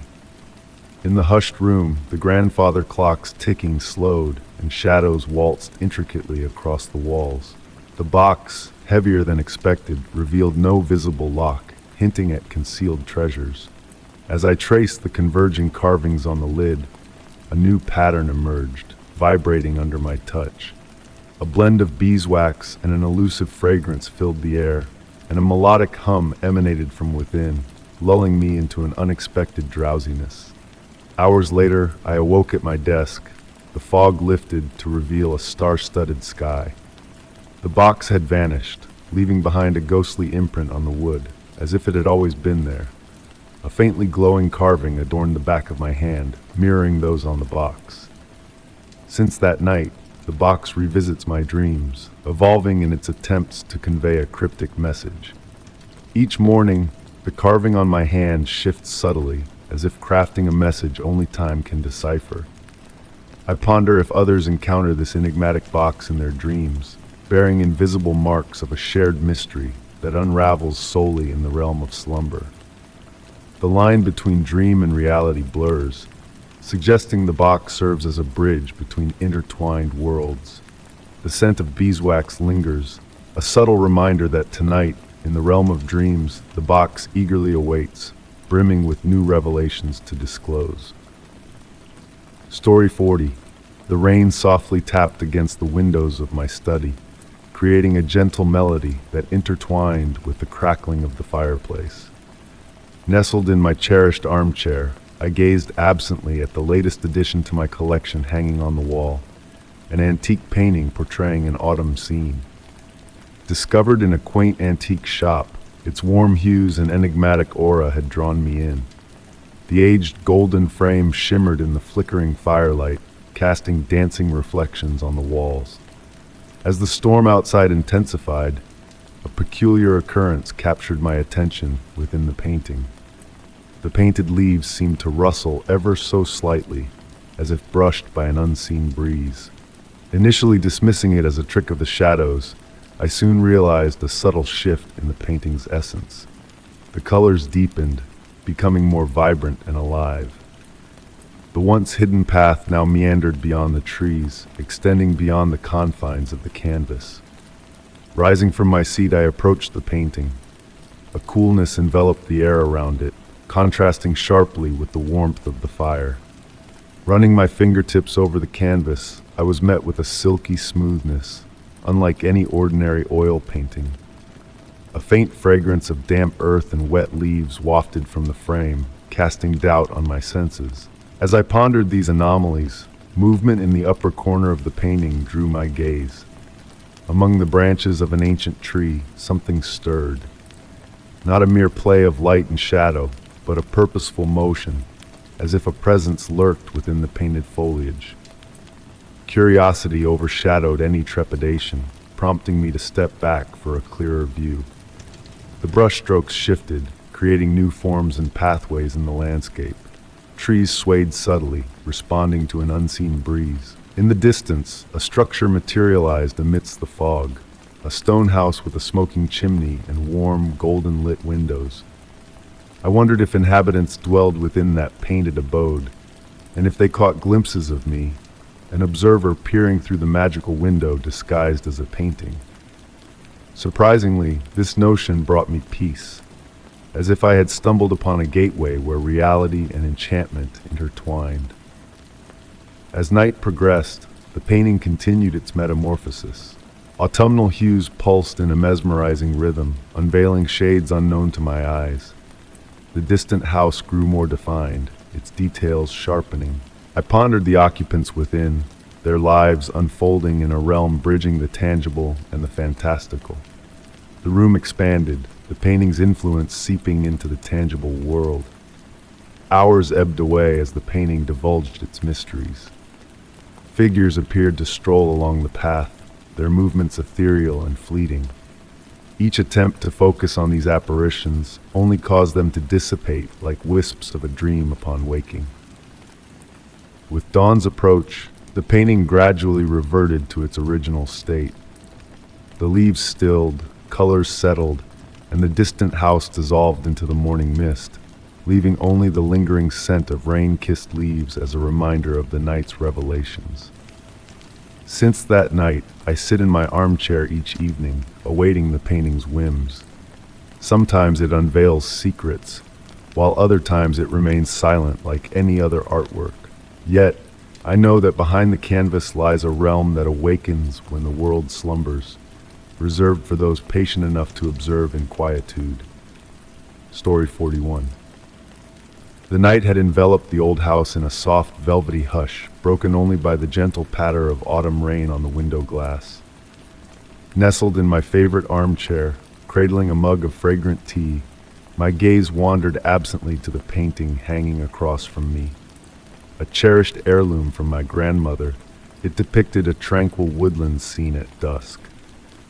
Though not a masterpiece in the eyes of the world, it held a sway over me with its melancholic calm. As the golden glow of the lamp cast flickering shadows around the room, a peculiar sight caught my eye. The painting appeared askew, tilting slightly to the right, a deviation from its usual alignment. Setting down my cup on the nearby table, I rose slowly, the floorboards whispering beneath my feet. With a delicate touch, I adjusted the painting, feeling the aged texture of the frame beneath my fingertips. Settling back into my chair, I picked up the book I had set aside earlier, letting the warmth of the tea and the soothing rhythm of the rain outside lull me into a tranquil drowsiness. It was only when I glanced up again that I noticed the painting had shifted once more, this time leaning to the left. A shiver rippled through me, though I tried to dismiss it as a trick of fatigue or light play. Rising more cautiously this time, I approached the painting, my senses alert to any change. And change I found. The colors of the sunset seemed to pulse with a newfound vibrancy, the tree shadows stretching longer than before. Tracing the canvas with trembling fingers, I sensed a warmth emanating from the paint, a subtle alteration in its luminosity. In the days that followed, I found myself drawn to the painting, noticing subtle alterations each time I entered the room. The tilt varied, the details shifted, a denser thicket here, a reshaped cloud there.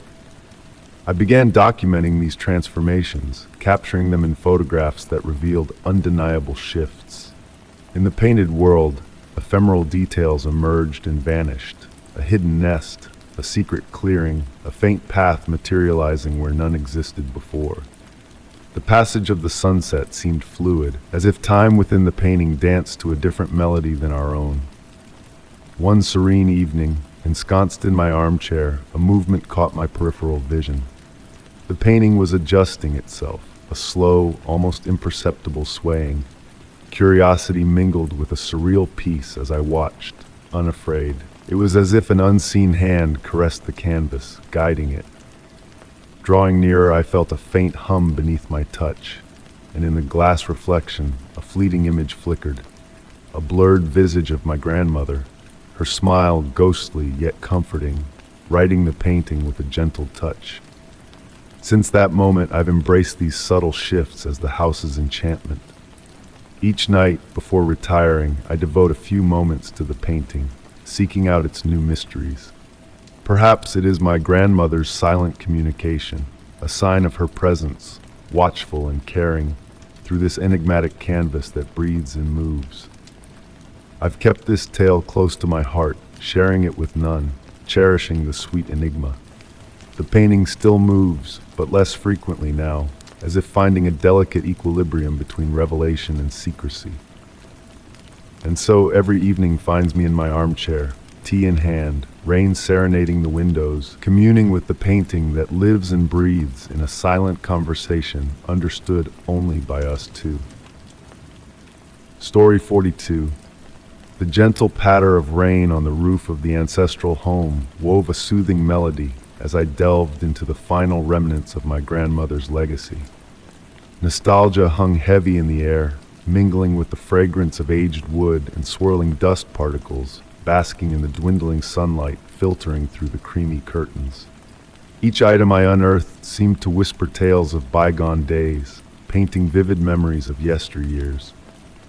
It was in the depths of the last box that my fingers stumbled upon a weathered photo album swathed in dark leather. Despite the frayed edges, the material retained a softness only time could bestow.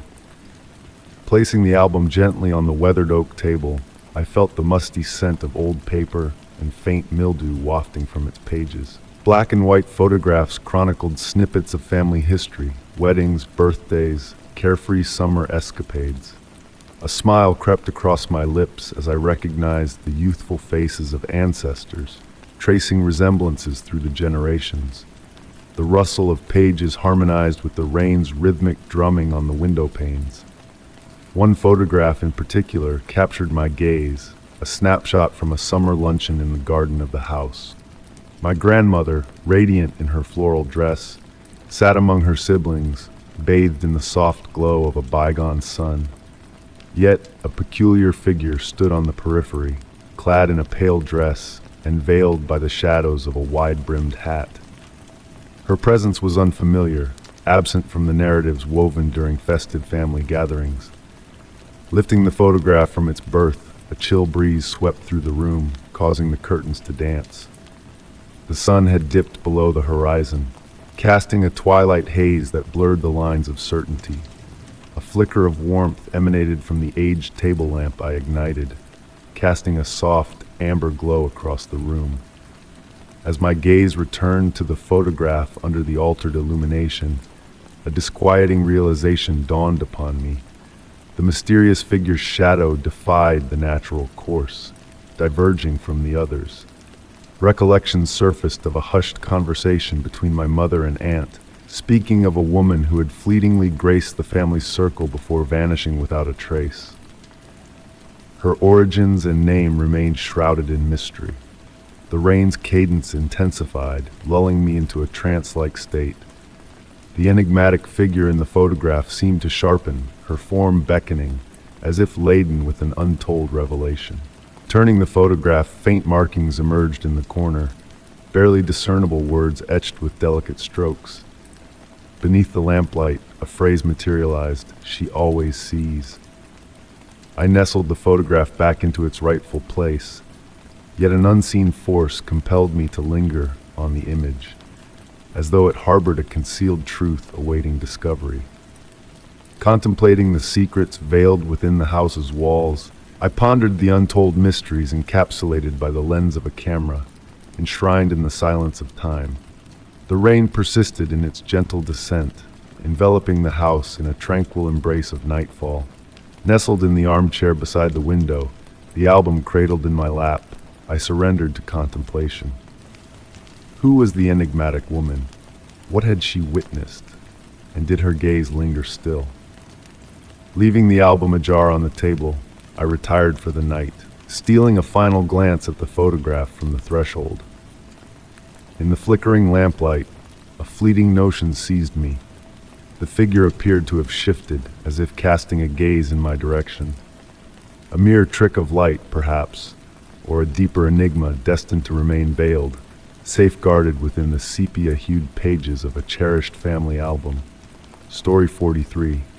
Silence draped the streets of the quaint hillside town like a soft velvet cloak. It was an autumn evening, filled with the scent of burning wood and wet leaves, as mist slinked through the narrow alleys like a silent feline. Peering from my third-floor apartment, I observed the windows of the neighboring houses, bathed in a gentle amber glow. It struck me as odd to see so many lights still ablaze at this late hour, yet no signs of life stirred behind the foggy panes. When the church bell chimed 10, its toll resonated oddly hollow, as if muffled by a layer of cotton. Despite only having moved to this town 3 weeks prior, I had never witnessed the streets so eerily deserted. Normally, even at this late hour, a lone figure would be out walking their dog, or the young locals from the nearby bar would linger under the street lamp, sharing stories over a cigarette. Nestled in my favorite armchair, cradling a cup of chamomile tea, I realized even the usual stray cat that frequented Mrs. Miller's windowsill was conspicuously absent. Wisps of steam spiraled from the cup, twirling into fleeting shapes that dissolved into the room's darkness. Opting for just a small reading lamp, its soft glow cast gentle shadows upon the cream-colored walls. A sudden rustling noise seized my attention, emanating from the hallway leading to the bedroom. Intrigued more than frightened, I turned in its direction. The sound persisted at regular intervals, akin to the gentle slide of paper along a surface. Rising cautiously, I set the cup down on the wooden side table beside the armchair. Each step I took toward the hallway revealed a chill in the air, not the harsh bite of winter, but a coolness reminiscent of an ancient church. The creak of the hardwood floor beneath my feet offered a peculiar comfort as I approached the bedroom threshold and halted. The slightly ajar door emitted a faint bluish light, unlike any other illumination in the house. Pushing the door open gingerly, it creaked softly in protest. Although the window remained shut, the curtain swayed as if stirred by a gentle breeze. Resting on the floor beneath the window was a single sheet of paper. As I bent to retrieve it, recognizing it as a newspaper page, the date at the top caught my eye. October 15th, 1954. The headline of the article immediately seized my interest. Mysterious Night of Silence in Pine Grove. Describing a night when the town's inhabitants had all remained sequestered in their homes, as if bound by an unspoken pact of forgotten origin. As I pored over the text, a movement outside the window drew my gaze. Across the street, lights flickered out one by one, akin to candles extinguished by a breeze. Yet, within the darkened windows, motionless figures seemed to watch intently towards the street. My phone buzzed in the pocket of my robe, a message from the building's WhatsApp group. Tonight, stay indoors.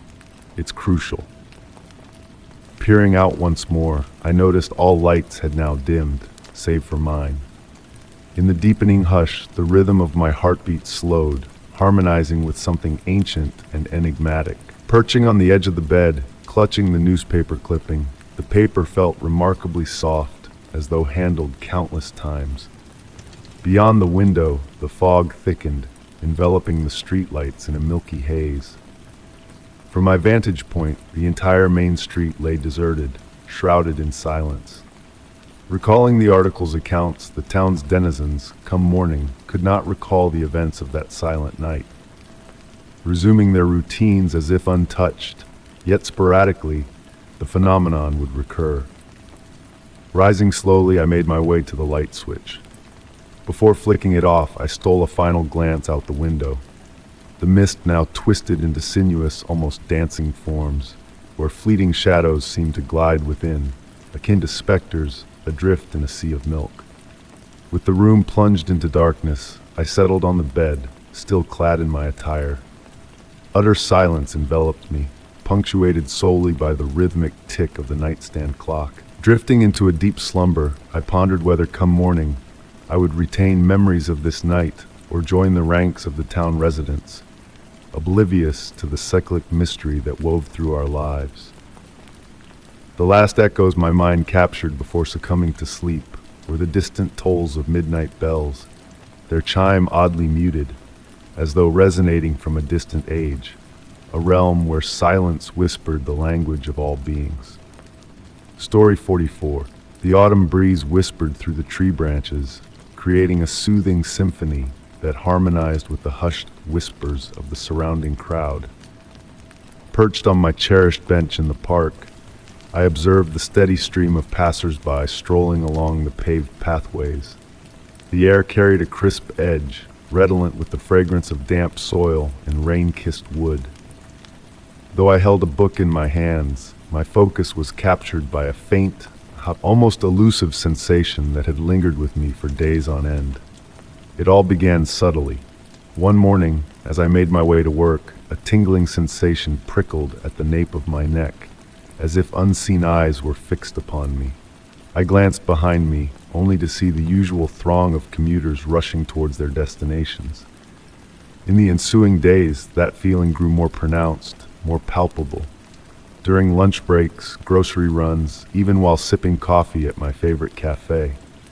People continued to drift past my bench, some solitary, others in pairs or groups.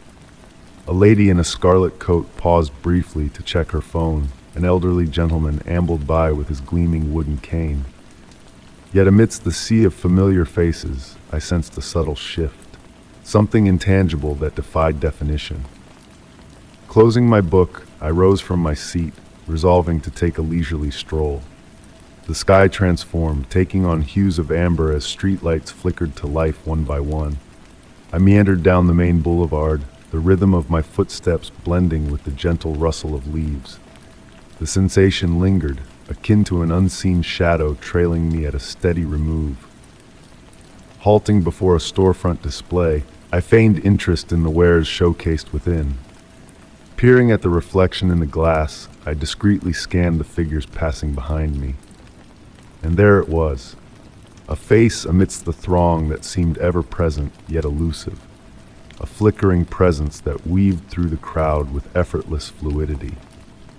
Resuming my journey with heightened vigilance, I veered down side streets, then another. The crowd thinned, yet the presence endured. Seating myself on a secluded bench in a tranquil square, encircled by antiquated edifices aglow with lamplight, the night air grew chill, and the first stars twinkled above. It dawned on me then, a disquieting realization. It wasn't a singular gaze tracking me, but many. A succession of individuals passing an invisible baton, engaging in a silent, impeccably choreographed ballet. Some faces recurred more frequently, a young woman with a cerulean scarf, a bespectacled middle-aged man, a youth with a backpack. Rising slowly, I made my way home, burdened by the weight of those unseen gazes. The streets lay deserted now, yet the sensation only heightened in the hush of evening. Seated by my window in the apartment, I gazed out at the dimly lit street below. People continued to traverse the path, some pausing briefly, others forging ahead. I pondered how many were truly bound for a destination, and how many were players in this enigmatic tableau of which I had unwittingly become the focal point. What perturbed me most was their utter ordinariness, blending seamlessly into the tapestry of the crowd. As the city lights flickered to life, one by one, I contemplated the essence of this silent surveillance. Who were these individuals? What quest propelled them? And above all, why me? Unanswered queries hung in the air as night descended, cloaking the city in its velvety embrace. Since then, I've acclimated to this newfound awareness. At times, I endeavor to discern my watchers, while on other occasions, I feign ignorance.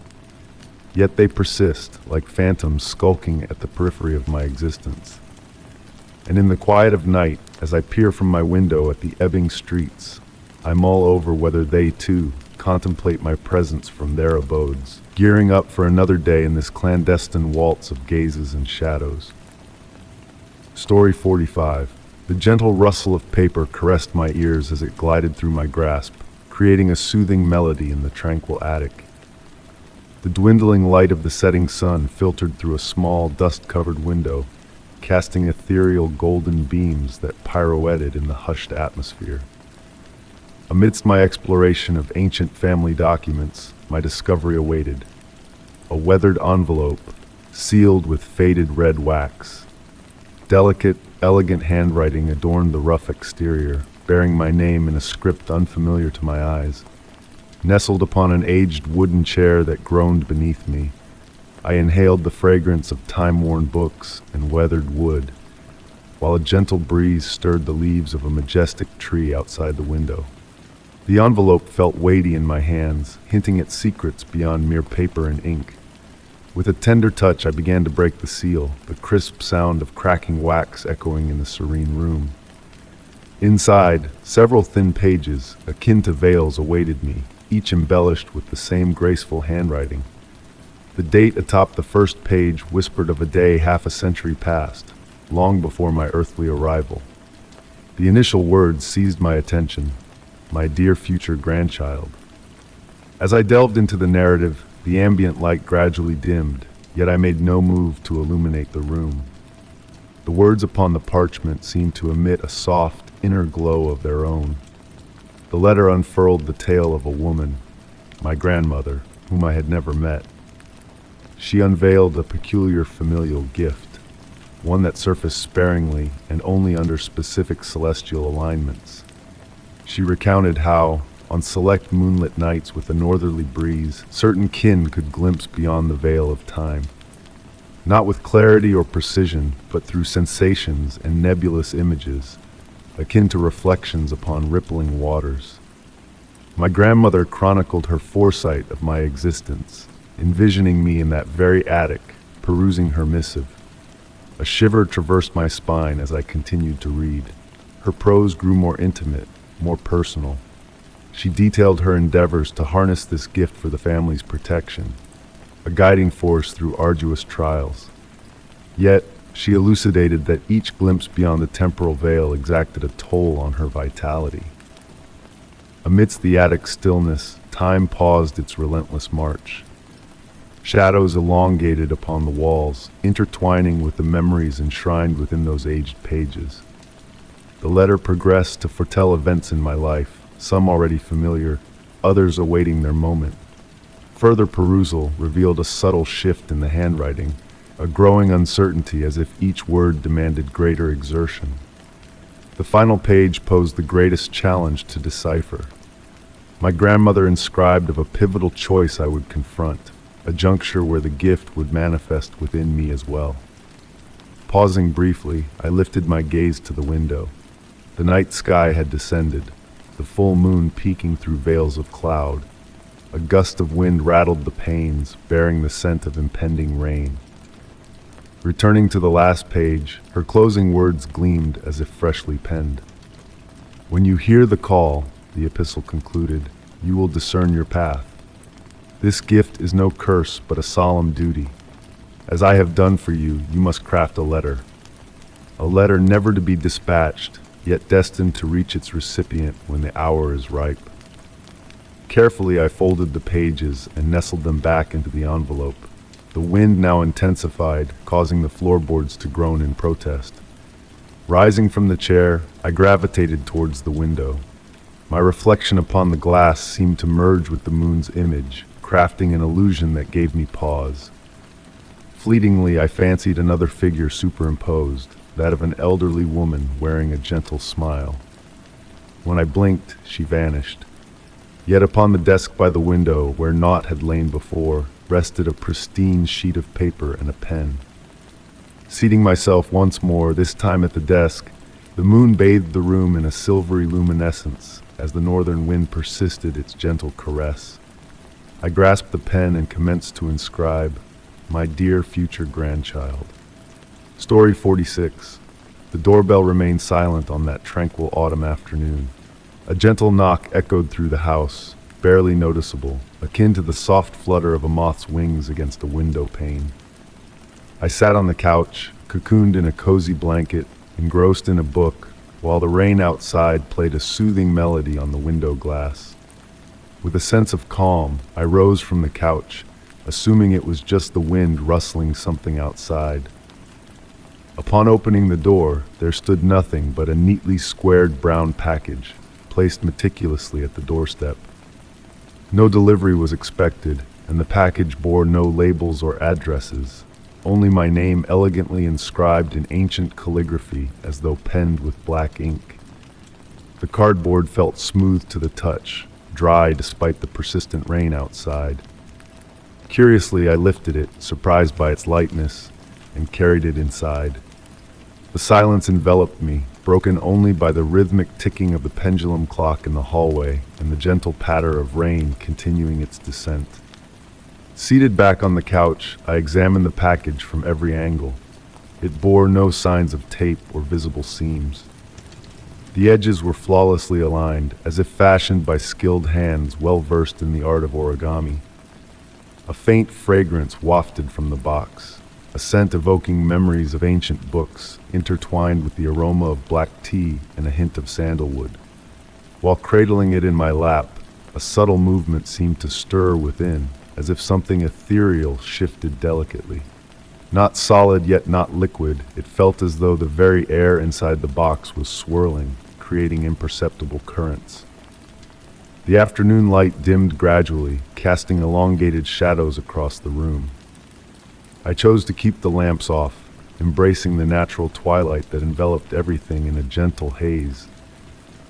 The package seemed to absorb the fading light in a peculiar manner, as if its surface was crafted from a material that played with reflections.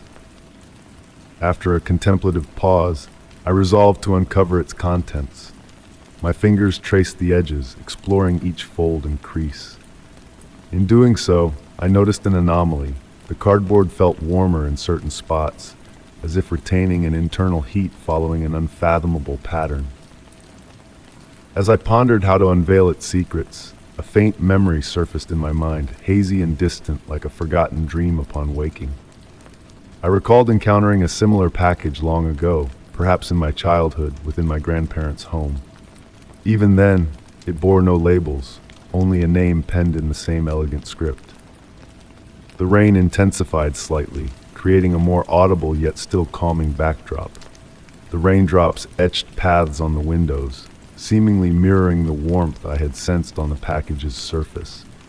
I pondered if there existed a connection, or if my mind sought meaning in mere happenstance. Lost in contemplation, the room's temperature seemed to shift imperceptibly, reaching a state of perfect equilibrium.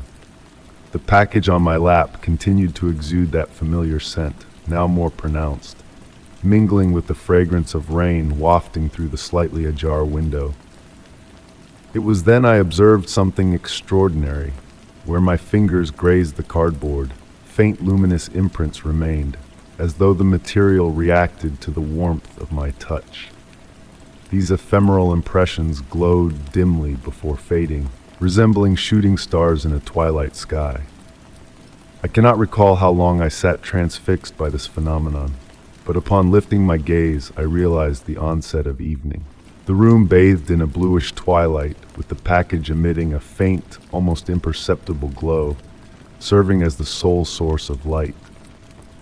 Opting not to unravel its mysteries that evening, I gently placed it on the coffee table before rising to illuminate the room with a lamp. In the artificial light, the package appeared ordinary once more, a simple brown cube with my name adorning its surface. In the ensuing days, the package remained stationed on the coffee table. Occasionally, I caught glimpses of that faint luminescence in the twilight, or sensed the subtle internal movement, akin to a silent waltz. The fragrance lingered, evolving subtly with each passing hour, forever familiar yet elusive in its full identification. The identity of the sender remained a mystery, as did the true contents of the package. Perhaps its magic lay not within what it held, but in the enigma it embodied, a riddle not meant to be deciphered, but to be savored in quiet contemplation. Even now, when autumn rain taps against the windows in the twilight, thoughts drift back to that mysterious package and its silent presence. I ponder if, elsewhere, in another abode, someone else gazes upon a similar package, bearing their name inscribed in that same elegant script, deliberating whether to unveil its secrets or allow the enigma to dance undisturbed. Story 47. The night's hush was broken by a distant, delicate melody that drifted through the stillness. Nestled in my cherished armchair, a woolen blanket draped over my lap and a cup of now cold chamomile tea resting on the nearby table, I lifted my gaze from the book in my hands. The music, akin to snowflakes gently falling, whispered its presence in the air. With certainty, I identified it as a piano, playing a tune that eluded my memory yet felt like a half-remembered dream. Darkness cloaked the house, save for the soft glow of a lamp casting a warm circle of light around me. Shadows waltzed on the walls in time with the mysterious melody. Standing up slowly, the blanket slipped soundlessly to the floor as I padded across the wooden floor toward the living room window.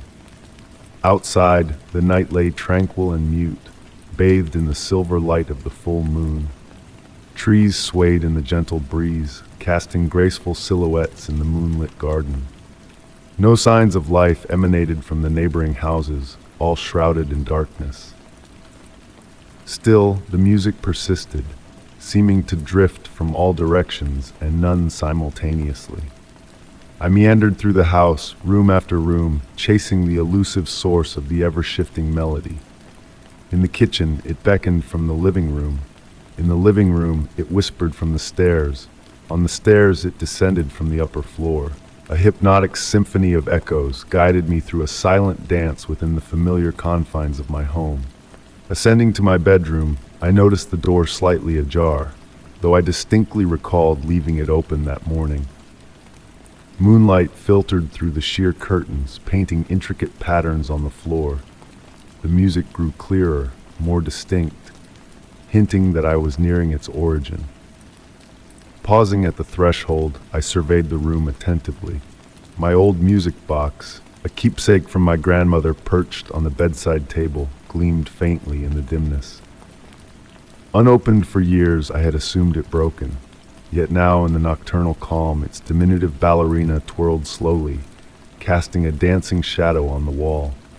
Its melody matched the one that had led me there, but intensified, as if the entire house had become a chamber of resonance. Approaching cautiously, my pulse beating in synchrony with the music, I noticed the music box appeared unusually radiant, emitting a soft, almost warm glow. As I reached out to touch it, the surface felt lukewarm to my fingertips. The ballerina continued her pirouette, her porcelain face, once plain, now bore distinct features. Familiar features. It was my grandmother's visage, perfectly replicated in miniature, her gentle smile reminiscent of my childhood memories.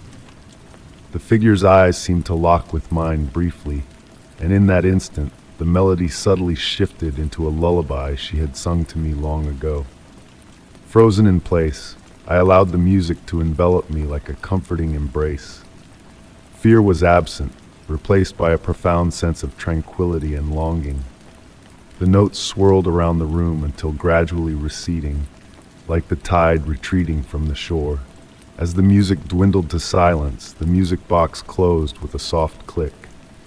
A new, meaningful silence enveloped the house.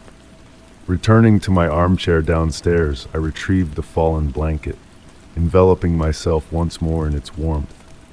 The book lay open, but my thoughts lingered on the enigmatic music box and my grandmother.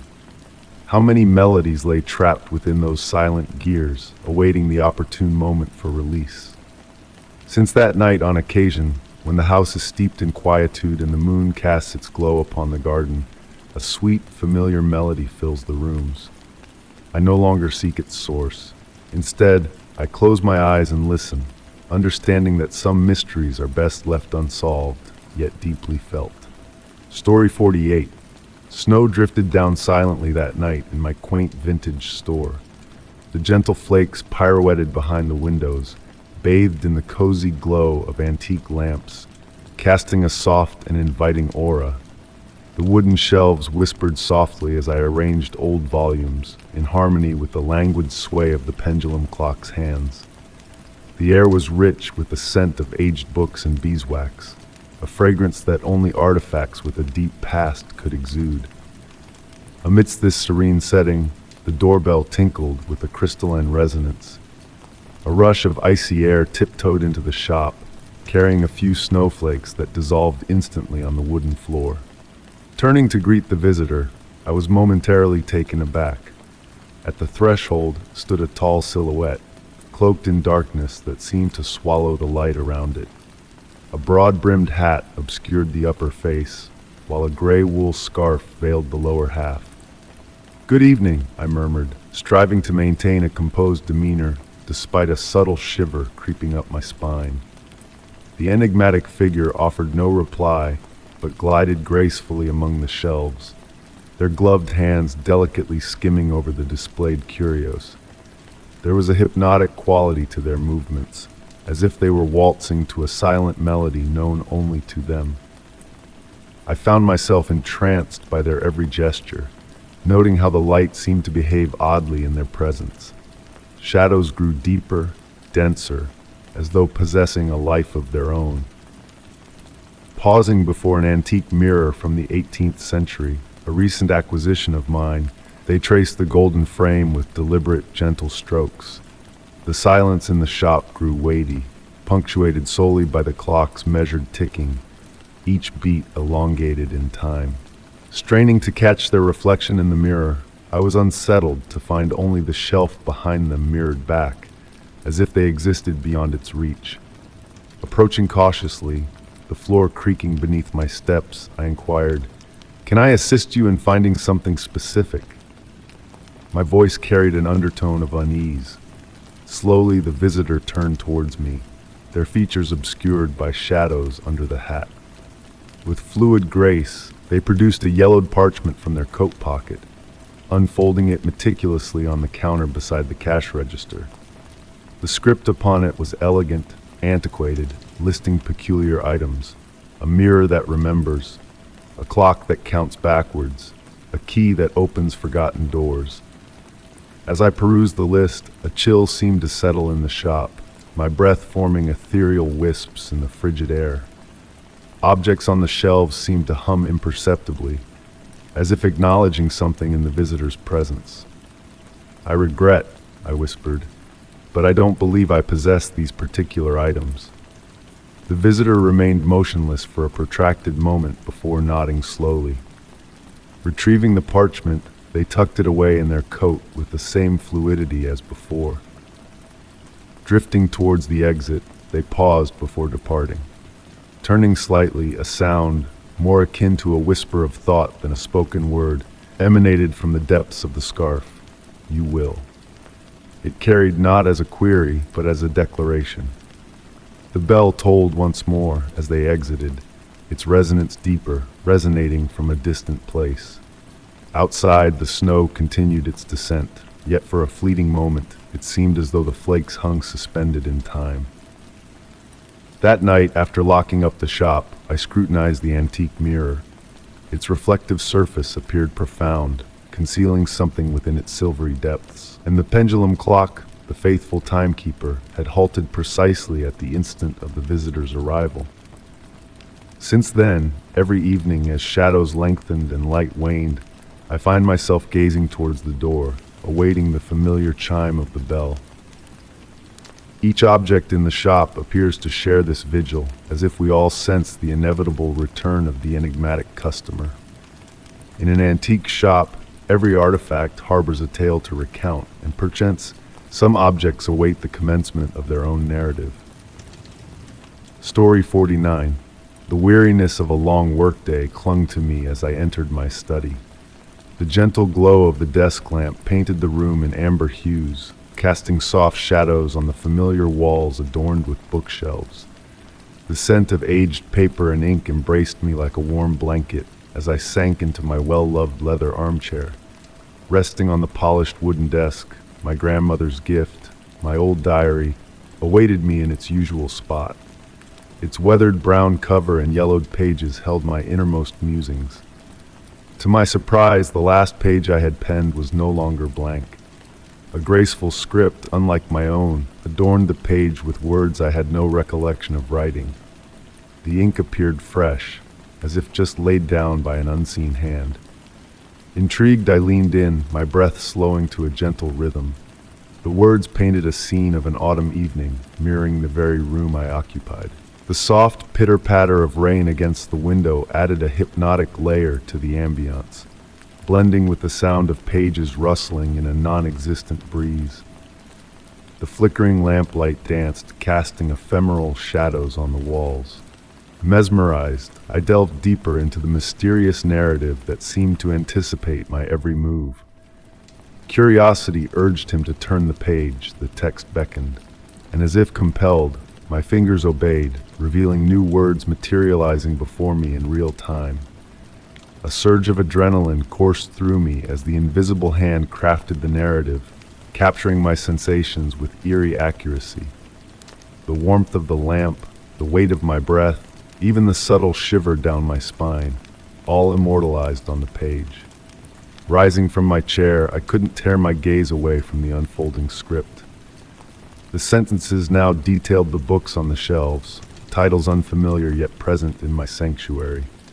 The rhythmic prose pulled me in, akin to a silent pendulum marking the passage of time in the tranquil space.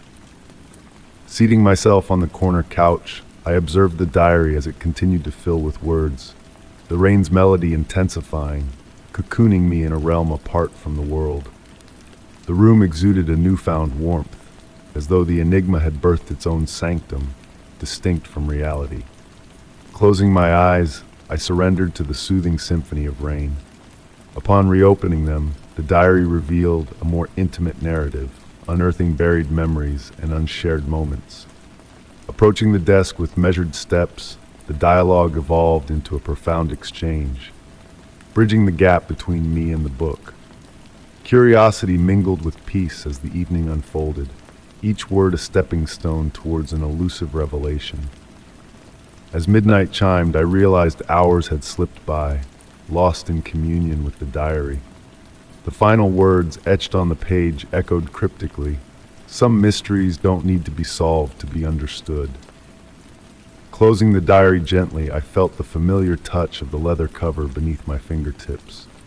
The rain outside transformed into a comforting lullaby, blending seamlessly with the night.